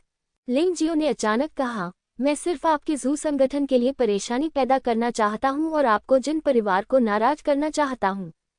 बूढ़ा आदमी स्पष्ट रूप से जिन कियाओ के गुस्से को जानता था और उसने जानबूझकर ऐसा किया था। क्या तुम बता सकते हो कि तुमने मुझे अभी क्यों नहीं रोका? लिंग यिक्सुए ने उत्सुकता से पूछा। क्या यह उपयोगी होगा यदि मैं तुम्हें रोकूं? लिंग जियाओ ने कड़वाहट से मुस्कुराते हुए कहा, इसके अलावा वह महिला पिटाई के लायक है। क्या वह जिन परिवार नहीं है? मैंने पहले जिन बेहुई नाम के किसी व्यक्ति को पीटा था, जो कि जिन कियाओ का भाई होना चाहिए। तुम वाकई काबिल हो। जब तुम पहली बार जियांडू आए थे तो तुमने जिन परिवार को नाराज कर दिया था। लिंग यिशुए अपनी हंसी रोक नहीं सका। रानी हिम, यह अच्छा नहीं है। जैसे ही सभी लोग मुख्यालय लौटे, एक और रिपोर्ट आई। स्नो ऑर्गेनाइजेशन के नेता के रूप में लिंग यिक्सु वास्तव में व्यस्त है। व्याख्या करना। लिंग यिक्सुए ने कहा, स्नो ऑर्गेनाइजेशन का नेता बनने के बाद से उसे बहुत सारी अच्छी और बुरी चीजों का सामना करना पड़ा है। तो मेरा दिल पहले से ही मजबूत था। दो बातें, उस व्यक्ति ने कहा। पहले, येंदू में हमारी शाखा को एक गद्दार ने धोखा दिया और अब वह खतरे में है। जाहिर है कि दूसरी तरफ कोई ऐसा व्यक्ति है जो इस संरचना को जानता है और उसने हमारे प्रसारण चैनल को अवरुद्ध कर दिया है। येंदू शाखा के लोग वापस आने में असमर्थ हैं और अंदर ही फंस गए हैं, तथा उन्हें तुरंत बचाया जाना चाहिए। कितने दुश्मन हैं और वे कितने ताकतवर हैं? लिंग यिक्सुए ने पूछा। दिव्य आत्मा क्षेत्र के 7वें स्तर के 2 स्वामी हैं। बाकी स्पष्ट नहीं हैं। लू युआन, बाइफी, हमारे साथियों को बचाने के लिए मेरे साथ आओ। रिपोर्ट सुनने के बाद लिंग यिक्सु को पता था कि स्थिति गंभीर थी। यद्यपि यह भी दुश्मन द्वारा किया गया जाल हो सकता था, फिर भी उसे जाना पड़ा। जू संगठन एकजुट और एकजुट है। इसका कारण यह है कि यह प्रेम और न्याय को महत्व देता है। यदि आप अपने साथियों को त्याग देंगे तो इससे बहुत से लोगों को सचमुच ठेस पहुंचेगी। हाँ, इस समय मुख्यालय में केवल 2 शीर्ष कैडर बचे थे और लिंग यिक्सु उन्हें अपने साथ ले गया। लिंग जियाओ, तुम और तुम्हारे भाई बहन कुछ समय के लिए यहाँ आराम करोगे। जब मैं येंदू के काम निपटा लूंगा तो मैं तुम्हें खेलने के लिए ले चलूंगा। लिंग यिशु बोलने के बाद चला गया। आप सचमुच अधीर हैं। मुझे अभी भी कुछ कहना है। लिंग जियाओ ने अपना हाथ बढ़ाया, लेकिन लिंग यिक्सु को पकड़ने में असफल रहा। उसे बहुत बेचैनी महसूस हुई। फैंग हुआ, मैं येंदू जाना चाहता हूँ। शायद मैं कुछ मदद कर सकूं। लिंग जियाओ ने कहा, ठीक वही जो तुमने कहा, हम उसकी मदद करने के लिए सोल कंट्री आए हैं। अगर वह खतरे में है तो हमारा कर्तव्य है। यू फांगहुआ ने सिर हिलाया। उसे पहले ही लिंग जियो का सारा प्यार मिल चुका है, इसलिए स्वाभाविक रूप से उसे इससे ईर्ष्या नहीं होगी। ईर्ष्या भी नहीं, टहलना। लिंग जियाओ ने यू फांगहुआ से स्वर्ग और पृथ्वी की दुनिया में लौटने के लिए कहा और फिर येंदू का स्थान पूछा।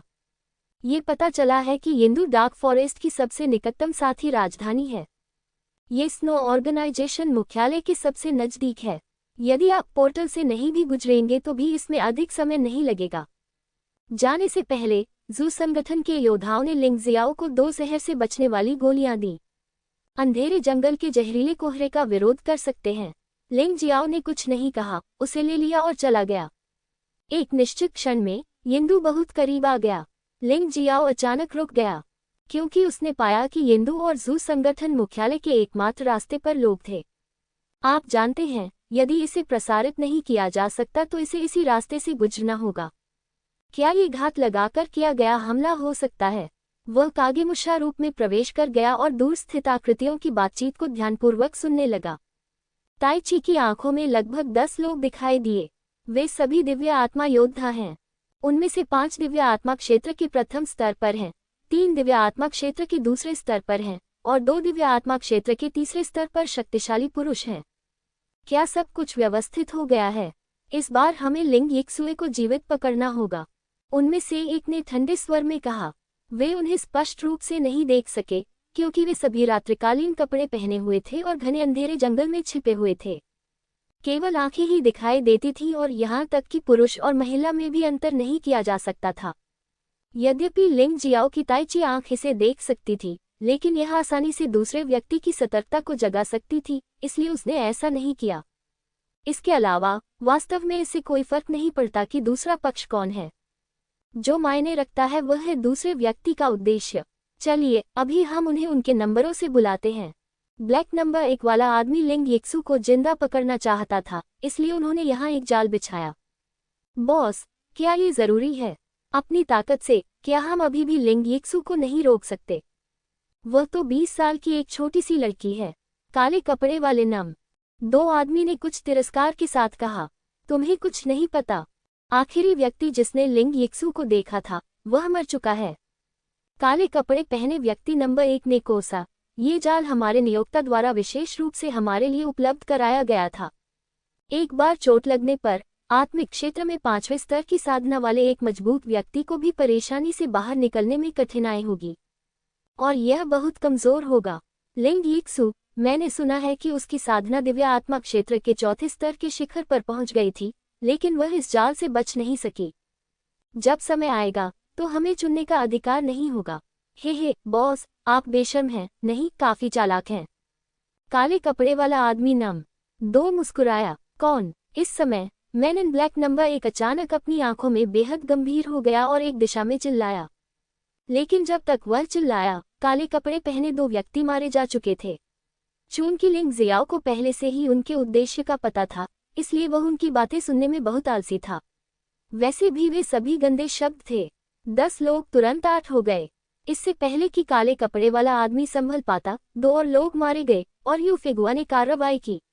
वह बहुत दूर है और उसकी हमले की सीमा 1000 मीटर से अधिक तक पहुंच सकती है। लंबी दूरी तक निशाना साधना उत्तम है। 8 लोग फिर से 6 हो गए। अंततः 6 लोग एक साथ आए और एक रक्षात्मक संरचना बनाई। बेटा, तुम कौन हो और हम पर हमला क्यों कर रहे हो? काले कपड़े वाले नम 2 वाले आदमी ने ऊंची आवाज में पूछा। पूछने की कोई जरूरत नहीं है, वे स्नो ऑर्गेनाइजेशन के लोग ही होंगे। हमारी योजना का पर्दाफाश हो गया है और हमें इन 2 लोगों को मार डालना चाहिए, अन्यथा आज की योजना कभी सफल नहीं होगी। काले कपड़े वाले नम 1 आदमी ने ठंडे स्वर में कहा। मेरा उद्देश्य जानना अच्छा है, अन्यथा आप अभी अपने हाथ बांध लें और वहीं रहें। स्नो क्वीन के सुरक्षित चले जाने के बाद मैं स्वाभाविक रूप से तुम्हें जाने दूंगी। या तो ऐसा करो या मर जाओ, लिंग जियाओ ने ठंडे स्वर में कहा। भाड़ में जाओ, तुमने चुपके से हमला करके हम में से कुछ को मार डाला। क्या तुम सचमुच सोचते हो कि तुम इतने शक्तिशाली हो?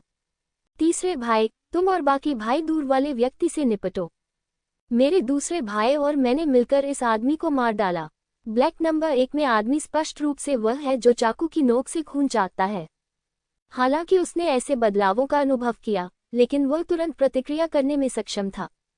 वह तुरंत शांत हो गया और अपने साथी की मौत के कारण घबराया नहीं। उनके आदेश का पालन करते हुए काले कपड़े पहने कई लोगों ने तुरंत मिलकर काम करना शुरू कर दिया। ब्लैक नम 3 वाले व्यक्ति ने वास्तव में धनुष निकाला था और स्पष्टतः वह दूर से लड़ने की क्षमता रखता था। अन्य लोग यू फेगुआ के पास आते रहे, जिसने उन्हें ढकने के लिए अपने धनुष और बाण का प्रयोग किया। मैन इन ब्लैक नंबर 2 और मैन इन ब्लैक नंबर 3 ने एक साथ लिंग जियो पर बाएं और दाएं तरफ से हमला किया। वे पूरे साल दूसरों के काम में लगे रहते हैं, लोगों के पैसे लेकर आपदाओं को खत्म करते हैं। इस दौरान उन्हें कई खतरों का सामना करना पड़ता है, इसलिए उनके लिए हत्या कोई समस्या नहीं है।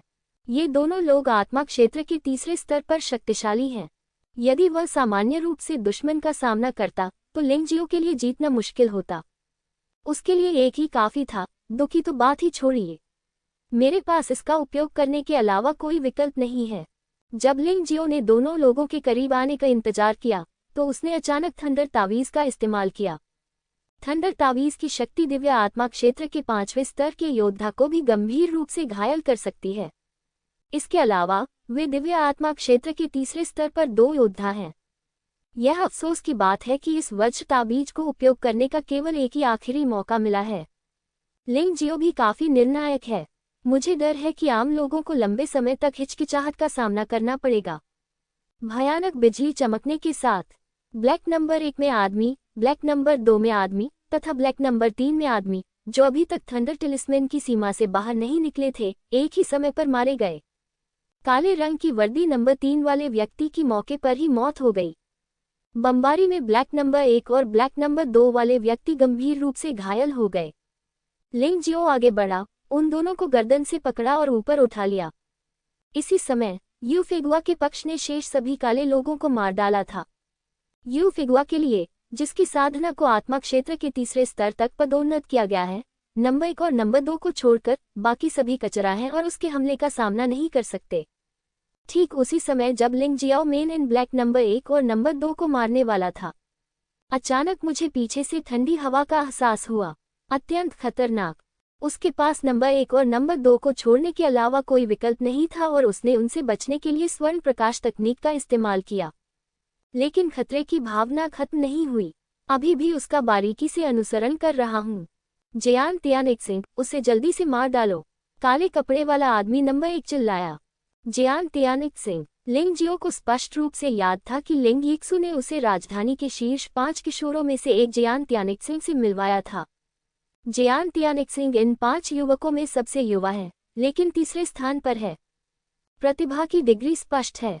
इसमें कोई आश्चर्य नहीं कि चाहे वह कितना भी टाल मटोल करे, दूसरा पक्ष छाया की तरह उसका पीछा करता रहता है। लिंग यिक्सु दिव्य आत्मा क्षेत्र के चौथे स्तर पर एक मजबूत व्यक्ति है। फिर इस जियान तियानिक्सिंग का साधना स्तर संभवतः उसके बराबर है, जो परेशानी वाली बात है। तुम दोनों हारे हुए लोगों, यह अच्छी बात है कि मैं यहाँ तुम्हारे काम की जांच करने आया हूँ, अन्यथा लिंग यिक्सु आज निश्चित रूप से बच निकलता। यदि हम तलवारबाज ये साबित करना चाहते हैं कि हमारा लिंग परिवार से कोई लेना देना नहीं है, तो हमें लिंग यिक्सुए का सिर लेकर उसे आत्मा सम्राट को अर्पित करना होगा। इस बार योजना बहुत अच्छी चल रही है। अगर तुम लोगों ने इसे बर्बाद कर दिया तो मैं कैसे समझाऊंगा। यद्यपि जियान तियानिक्सिंग उन दोनों व्यक्तियों को डांट रहा था, परंतु उसके हाथों की हरकतें बंद नहीं हुई। लिंग जियाओ हैरान रह गया। वह वास्तव में हैरान था। उसके सामने खड़ा बच्चा लोच की तरह फिसलन भरा था। हालांकि उसकी ताकत बहुत कम थी, फिर भी वह हमेशा उसके घातक प्रहार से बच सकता था। मैं देखना चाहता हूं कि तुम कितनी देर तक छिप सकते हो। जियान तियानिक्सिंग की अभिव्यक्ति बेहद ठंडी थी। वह, जो शीर्ष 5 युवकों में से एक था, सचमुच बहुत शर्मिंदा होगा यदि वह युवानहुन क्षेत्र की साधना वाले एक लड़के को भी नहीं पकड़ सके। तलवार शहर का तलवार परिवार वास्तव में सस्ता है। आपने अभी सगाई तोड़ दी है, लेकिन आप वास्तव में ईजू के सिर को आत्मा सम्राट के लिए बलिदान करना चाहते थे। ये सचमुच अत्यंत बेशर्मी और निर्दयी है। लिंग जियो ने प्रतिद्वंद्वी के हमले से बचते हुए शाप दिया।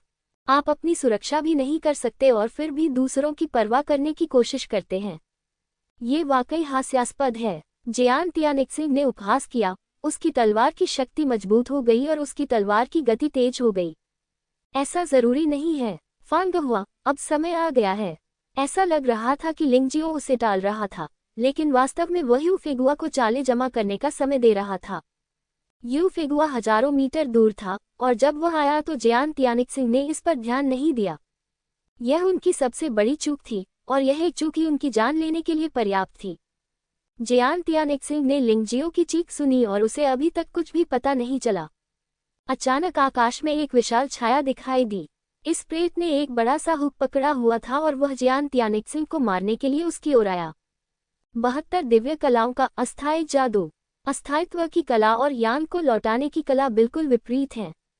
उत्तरार्ध जीवन रक्षक है, लेकिन पूर्व जीवन के लिए खतरा है। जब जियान तियानेक्सिंग ने विशाल चेन हुक को अपनी ओर आते देखा, उसने उसे रोकने के लिए जल्दी से अपनी तलवार लहराई। उनका निर्णय कुल मिलाकर सही था, क्योंकि अनित्यता दिव्य कला की आक्रमण शक्ति स्पष्टतः अधिक प्रबल थी और युवानहुन क्षेत्र साधना वाले योद्धा लिंग जियाओ को सीधे तौर पर नजरअंदाज किया जा सकता था। लेकिन ये सामान्य बात थी। जो लोग लिंग जियो से परिचित थे, वे इस समय लिंग जियो को कम आंकने की कभी हिम्मत नहीं करेंगे। भले ही वे अस्थायित्व दिव्य कला से प्रभावित हों, वे लिंग जियो से प्रभावित नहीं हो सकते थे, अन्यथा वे समाप्त हो जाएंगे। दुर्भाग्य से जियान तियानेक्सिंग लिंग जियो को नहीं समझ पाया, जो उसकी गलतफहमी का कारण था। जिस समय जियान तियानेक्सिंग ने अस्थायित्व दिव्य कला का उपयोग किया, उसी समय लिंग जियो ने प्राचीन दानव ड्रैगन तावीज जारी किया। एक राक्षस ड्रैगन ने जियान तियानेक्सिंग पर सीधे हमला किया। बेचारा जियान तियानेक्सिंग लिंग जियो से केवल 1 मीटर की दूरी पर था, इसलिए उसके पास उसे रोकने का समय नहीं था। वह सीधे टुकड़ों में बिखर गया। यह आदमी असली शरीर नहीं है। जियान तियानेक्सिंग को मारने के बाद लिंग जियो बिल्कुल भी खुश नहीं था, क्योंकि उसे मारने के बाद उसने पाया कि यह वास्तव में जियान तियानेक्सिंग का अवतार था। ऐसा लगता है कि जैसा कि लिंग यिक्सू ने कहा, आत्मा कबीले के योद्धाओं की रक्षा कमजोर होती है, इसलिए वे आमतौर पर बाहरी अवतार की खेती करते हैं। यद्यपि यह मूल शरीर नहीं है, फिर भी यह बाह्य अवतार भी उसके द्वारा बहुत समय के बाद ही प्राप्त किया गया है। तुमने इसे नष्ट कर दिया, जो उसके लिए भी एक बड़ा झटका है। इससे भी बड़ी बात यह है कि हमारा लक्ष्य हासिल हो गया है।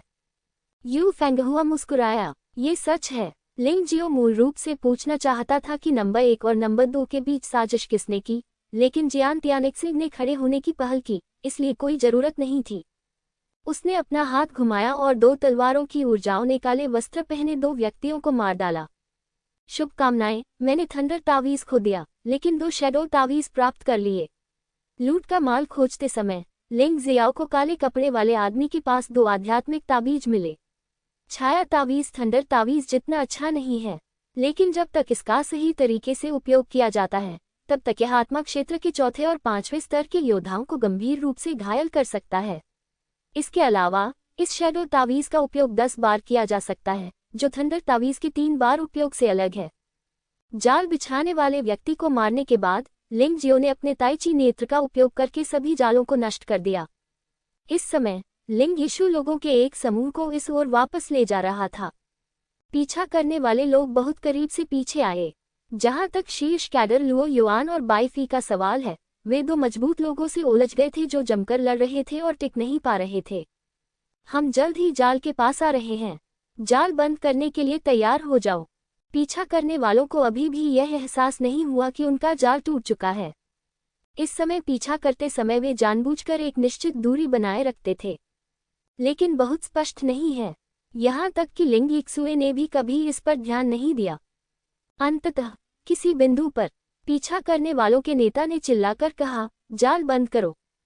उस समय लिंग यीशु की अभिव्यक्ति काफी बदल गई। उसे एहसास हुआ कि वह इतनी जल्दी में थी कि उसके पास आसपास की स्थिति को ध्यान से देखने का समय ही नहीं था। ऐसा प्रतीत होता है कि दूसरे पक्ष ने उसे जाल में फंसाने के लिए ही टेलीपोर्टेशन व्यवस्था को सील किया था। रानी जू, आप पहले जाइए, हम दुश्मन से बचने के लिए यहीं रुकेंगे। हिम संगठन के योद्धा अभी भी बहुत वफादार हैं। उनमें से अधिकांश लिंग यिक्सुए के माता पिता के अधीनस्थ हैं। लिंग यीशु के माता पिता को सार्वजनिक रूप से मार दिए जाने के बाद वे आत्मा सम्राट से पूरी तरह निराश हो गए। अधिकांश लोग स्नो संगठन में शामिल हो गए हैं। बात बस इतनी सी है कि कुछ लोग पूरी तरह से नौकरी छोड़ देते हैं, जबकि अन्य लोग सेना में बने रहते हैं और स्नो ऑर्गेनाइजेशन को खुफिया जानकारी उपलब्ध कराते हैं। जो लोग सेना में रहते हैं, उनका लिंग यिक्सु के माता पिता के साथ बहुत अच्छा रिश्ता नहीं होता है, इसलिए उनमें ये जन्मजात स्थिति होती है। जो लोग पूरी तरह से छोड़ गए वे आमतौर पर लिंग यिक्सु के माता पिता के बहुत करीब थे। इनमें से अधिकांश लोग लिंग यिक्सुए के माता पिता के प्रति आभारी थे, इसलिए उन्होंने अपनी बेटी की रक्षा करने की कसम खाई। ठीक उसी समय जब लिंग यिक्सु मौत से लड़ने की योजना बना रहा था, पीछा करने वाले अचानक चिल्ला उठे। ये पता चला कि लिंग जियो ने न केवल प्रतिद्वंद्वी के जाल को नष्ट कर दिया, बल्कि अपना जाल भी फिर से स्थापित कर लिया। इन पीछा करने वालों को इसका कोई अंदाजा नहीं था और वे तेजी से आगे बढ़ गए। लिंग जियो के गठन जाल द्वारा लूट लिया गया था, 1/3 तो तुरंत ही नष्ट हो गया। यीजू, हैरान मत हो, उन सभी से निपटने का अवसर ले लो। ये देखकर कि लिंग यिक्सुए और अन्य अभी भी सदमे में थे और संभलने में असमर्थ थे, लिंग जियो चिल्लाया, मार डालो, ये हमारा ही एक है। हालांकि वह नहीं जानती थी कि स्थिति क्या थी, लेकिन लिंग यिक्सु को लिंग जियो पर बिल्कुल भी भरोसा नहीं था। जू के संगठन के योद्धा, जो पहले तो लगभग हताश थे, तुरंत मनोबल में बढ़ गए और हमले को कवर करने के लिए आगे आए। लिंग जियाओ और यू फांगहुआ के साथ मिलकर उन्होंने सभी पीछा करने वालों का सफाया कर दिया। आखिरकार पीछा करने वालों में सबसे शक्तिशाली वे योद्धा थे जिन्होंने दिव्य आत्मा क्षेत्र के 5वें स्तर के प्रारंभिक चरण में साधना की थी। लिंग यिक्सुए द्वारा मारे जाने के बाद बाकी लोग कुछ भी नहीं थे। धन्यवाद। लड़ाई के बाद लिंग यिक्सु ने अपने कुछ अस्त व्यस्त बालों के सिरे उठाए, लिंग जियो को देखा और कहा, मैं जिस किसी बात के लिए भी आभारी हूँ, वह सब मेरा अपना है। मत भूलिए, मैं आपकी मदद करने के लिए ही सोल कंट्री आया हूँ। बेहतर होगा कि पहले मुख्यालय वापस चला जाए, यहाँ सुरक्षित नहीं है। लिंग जियाओ मुस्कुराया, हाँ, पहले मुख्यालय वापस जाओ। इस बार दुश्मन की साजिश को कुचलने में सक्षम होने के कारण लिंग यिक्सु बहुत अच्छे मूड में था। सभी का अभिवादन करने के बाद वह स्नो ऑर्गेनाइजेशन मुख्यालय लौट आया। रास्ते में लिंग जियो ने लिंग यिक्सु को बताया कि क्या हुआ था, क्या करना है और कैसे निर्णय लेना है। यह इस बर्फ संगठन के नेता पर छोड़ दिया गया है, उसे बस चुपचाप वहां मदद करने के लिए मौजूद रहना होगा। जियांडू तलवार परिवार, मैं इसका बदला अवश्य लूंगा। यद्यपि षड्यंत्र ध्वस्त हो गया, फिर भी इस युद्ध में स्नो ऑर्गेनाइजेशन के कई योद्धा मारे गए। एक उभरते संगठन के लिए इस तरह के नुकसान वास्तव में काफी भारी हैं। लिंग यिक्सु के लिए इस बदला का बदला न लेना असंभव था। यूनी लोग कहाँ हैं? लिंग यिक्सुए ने अचानक पूछा। बर्फबारी की सूचना देने के बाद शाखा प्रमुख यूनी घर चले गए। मैंने सुना है कि ऐसा इसलिए हुआ क्योंकि उसकी सबसे बड़ी बहन को षड्यंत्रपूर्वक जहर दे दिया गया था। अधीनस्थ ने उत्तर दिया, क्या यह इस समय हो रहा है? ऐसा लगता है कि यह भी योजना का हिस्सा है। हमें टोन परिवार के पास किसी को भेजने की जरूरत है। इस घटना के बाद टोन परिवार को समस्या की गंभीरता का एहसास होना चाहिए। भले ही वे स्नो ऑर्गेनाइजेशन की मदद करने से इनकार कर दे, फिर भी जियान परिवार उन पर हमला करेगा। लिंग यीशु ने कुछ देर सोचा और कहा, तुम मुझे जाने क्यों नहीं देते? लिंग जियाओ ने कहा, आप। लिंग यिक्सु एक पल के लिए स्तब्ध रह गई। आखिरकार लिंग जियो अभी अभी आया था, इसलिए उसका आश्चर्यचकित होना स्वाभाविक था। मुझे इतना आश्चर्यचकित होकर मत देखो। वास्तव में यहाँ आते समय मेरी मुलाकात टोंग युनशी से हुई, जो टोंग परिवार की तीसरी युवती थी। रिश्ता खराब नहीं है, शायद आप उसके माध्यम से टोंग परिवार में प्रवेश कर सकते हैं। एक ओर आप टोंग परिवार की रक्षा कर सकते हैं और दूसरी ओर आप टोंग परिवार को जियान परिवार के लिए आई ड्रॉप प्रदान करने के लिए एक कवर के रूप में उपयोग कर सकते हैं। अगर मौका मिला तो मैं स्नो ऑर्गेनाइजेशन के भाई बहनों का बदला लूंगा। लिंग जियाओ ने समझाया। अगर यह पहले होता तो लिंग यिक्सुए ने मना कर दिया होता, लेकिन जाल के साथ जो हुआ उसके बाद लिंग यिक्सु को एहसास हुआ कि लिंग जियो जब वह तियानलोंग महाद्वीप पर था तब की तुलना में अधिक चतुर था। ये और भी अधिक शक्तिशाली है। हो सकता है कि लिंग जियाओ वो काम कर सके जो वह नहीं कर सकता। इसलिए उसने बहुत देर तक सोचा और कहा, मैं यह मामला आप पर छोड़ती हूँ, लेकिन आपको समझना होगा। मुझे आशा है कि आप मिशन से भी अधिक सुरक्षित होंगे।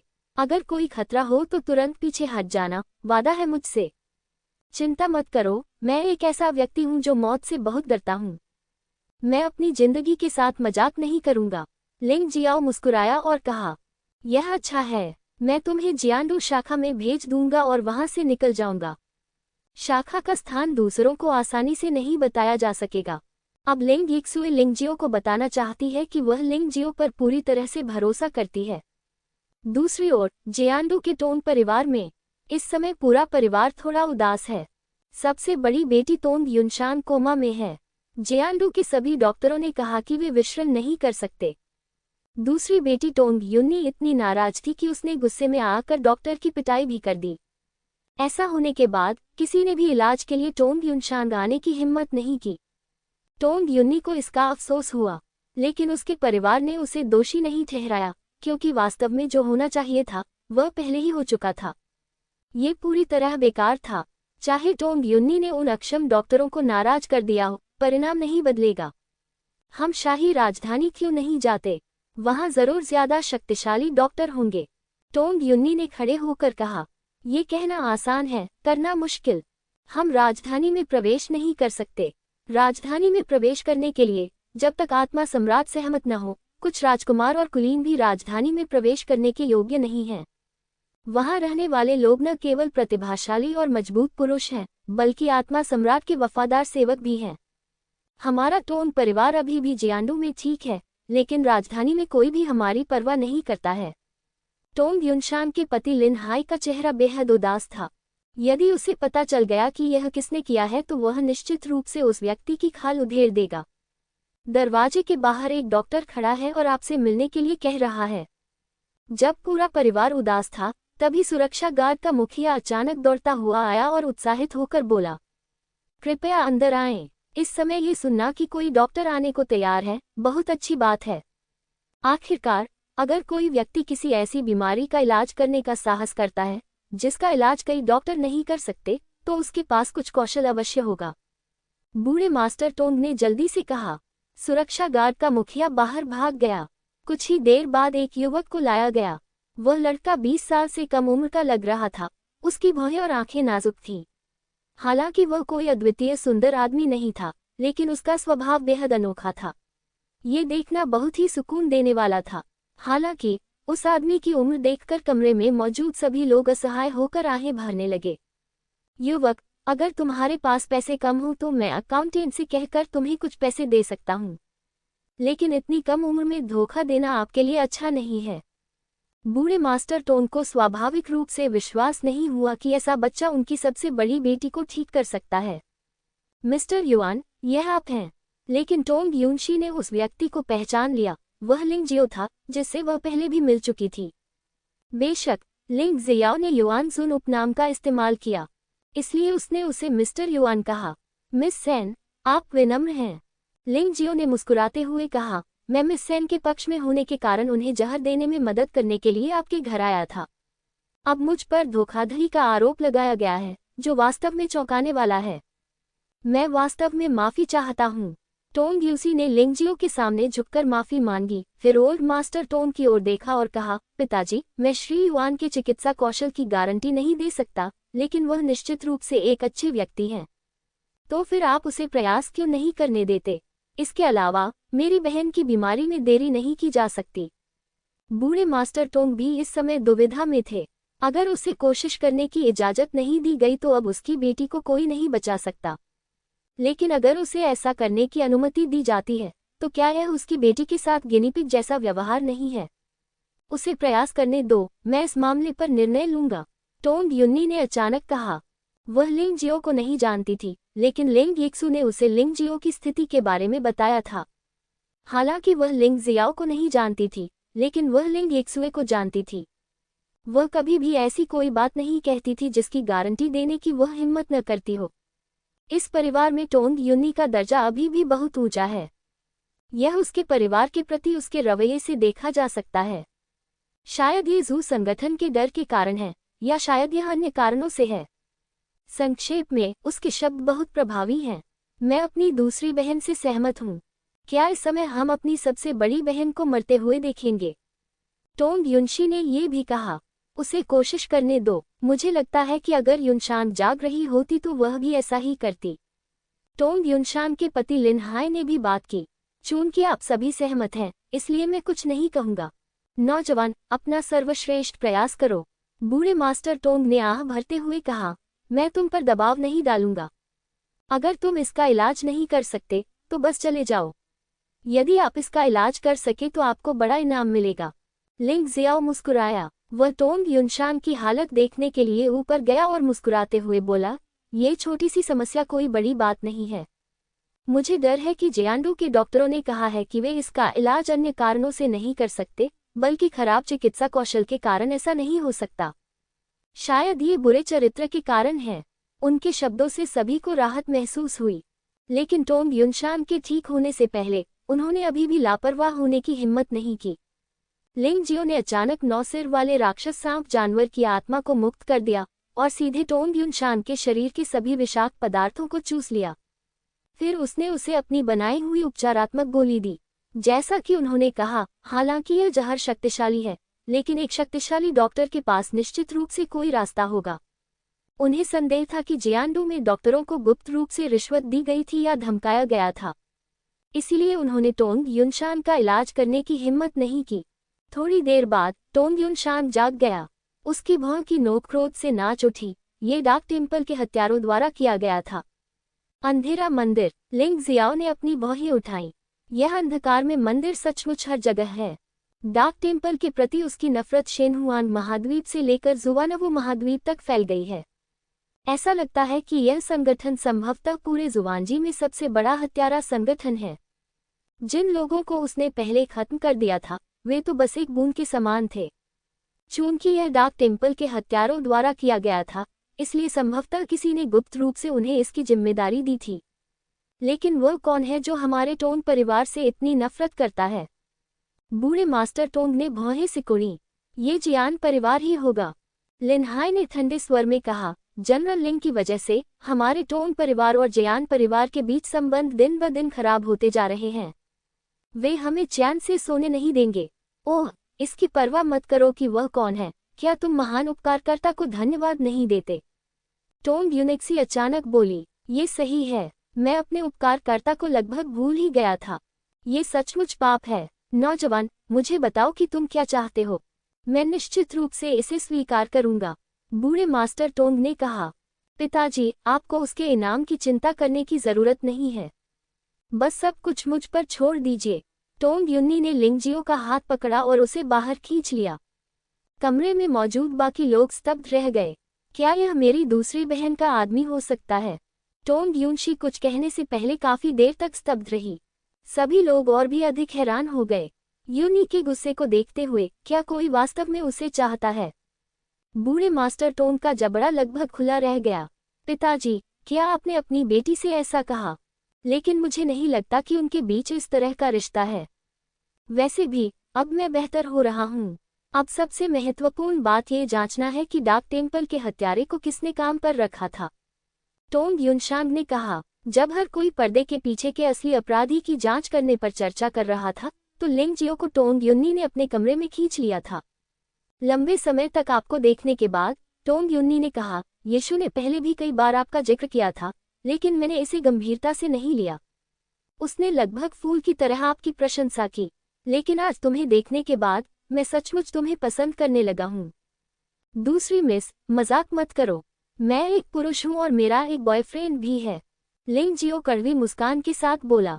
देखो तुम कितने डरे हुए हो। टोंग युन्नी ने अपने होठों को मोड़ते हुए कहा, ठीक है, चलो व्यापार की बात करते हैं। येक्सुए ने मुझे आपके यहाँ आने का उद्देश्य बताया। मैं तुम्हारे लिए सब कुछ व्यवस्थित कर दूंगा, लेकिन अधिक सुविधा के लिए आप बाहरी दुनिया के सामने ये दावा कर सकते हैं कि आप मेरे आदमी हैं। मुझे लगता है कि यह सिर्फ दिखावा है। आपकी छोटी औरत नाराज नहीं होगी, है ना? ठीक है, ऐसा नहीं है कि लिंग जियाओ ने पहले कभी ऐसा नहीं किया था। वैसे भी, ये सिर्फ दिखावा था। जब तक उसके दिल में सिर्फ यूफांग हुआ था, तब तक ये काफी था। महान चर्चा के बाद टोंग युन्नी ने इस मामले पर काम करना शुरू कर दिया। कुछ दिनों बाद लिंग जियाओ पहले से ही टोंग परिवार में प्रसिद्ध हो चुका था। जो नौकर उसे देखते थे, वे उसे दामाद कहकर बुलाते थे। हालांकि शुरू में ये सुनना बहुत असहज था, लेकिन धीरे धीरे उन्हें इसकी आदत हो गई। लिंग जियाओ भी टोंग परिवार में टोंग युन्नी के आदमी के रूप में रहता था। टोंग परिवार को स्वाभाविक रूप से कोई आपत्ति नहीं थी। लिंग जियो न केवल टोंग युन्नी का आदमी था, बल्कि उसने टोंग युनशान को भी बचाया था। किसे कोई आपत्ति हो सकती है? विशेष रूप से टोंग युनशान के पति लिनहाई, जो लिंग जियो के साथ बहुत अच्छे से घुल मिल गए थे और वे एक दूसरे को भाई कहने लगे। इस अवधि के दौरान जू संगठन की मदद से टोंग परिवार ने टोंग युनशान के जहर की सच्चाई की भी जांच की। हालांकि यह सिर्फ एक छोटा सा सुराग था, लेकिन इसका मुख्य सुराग जियान परिवार की ओर इशारा कर रहा था। एक दिन लिंग जियाओ कमरे में अभ्यास कर रहा था। इन दिनों मेरी साधना की प्रगति धीमी रही है, केवल युवानहुन क्षेत्र के 7वें स्तर से युवानहुन क्षेत्र के 8वें स्तर तक। अन्य पहलुओं में बहुत सुधार हुआ है, विशेष रूप से समय और स्थान शिकार सफलता दर 50% तक बढ़ गई है। अंततः मुझे अभी तक कोई अच्छा प्रतिद्वंद्वी नहीं मिला है, या तो बहुत मजबूत या बहुत कमजोर। उपयुक्त प्रतिद्वंद्वी बहुत कम है और मुझे पर्याप्त प्रशिक्षण के अवसर नहीं मिल पाते, इसलिए मेरी खेती में सुधार इतना स्पष्ट नहीं है। अचानक बाहर शोरगुल की आवाज आई। लिंग जियो बाहर आया और लिन हाई से टकरा गया। जियान परिवार ने किसी को यहाँ भेजा है। इस बार मुझे डर है कि वे अच्छे इरादे से यहाँ नहीं आए हैं। आपको सावधान रहना होगा। मैंने उनकी बातचीत से आपका नाम सुना। मुझे लगता है कि यह बात फैल चुकी है कि आप युन्नी के आदमी हैं। युन्नी स्नो ऑर्गेनाइजेशन की सदस्य हैं। आपकी पहचान स्वाभाविक रूप से बहुत संवेदनशील है। लिन हाई ने याद दिलाया। वे अंततः यहाँ हैं। लिंग जियाओ इंतजार कर रहा है, जियान परिवार के आने का इंतजार कर रहा है, अन्यथा वह अपनी योजना को कैसे क्रियान्वित कर सकेगा।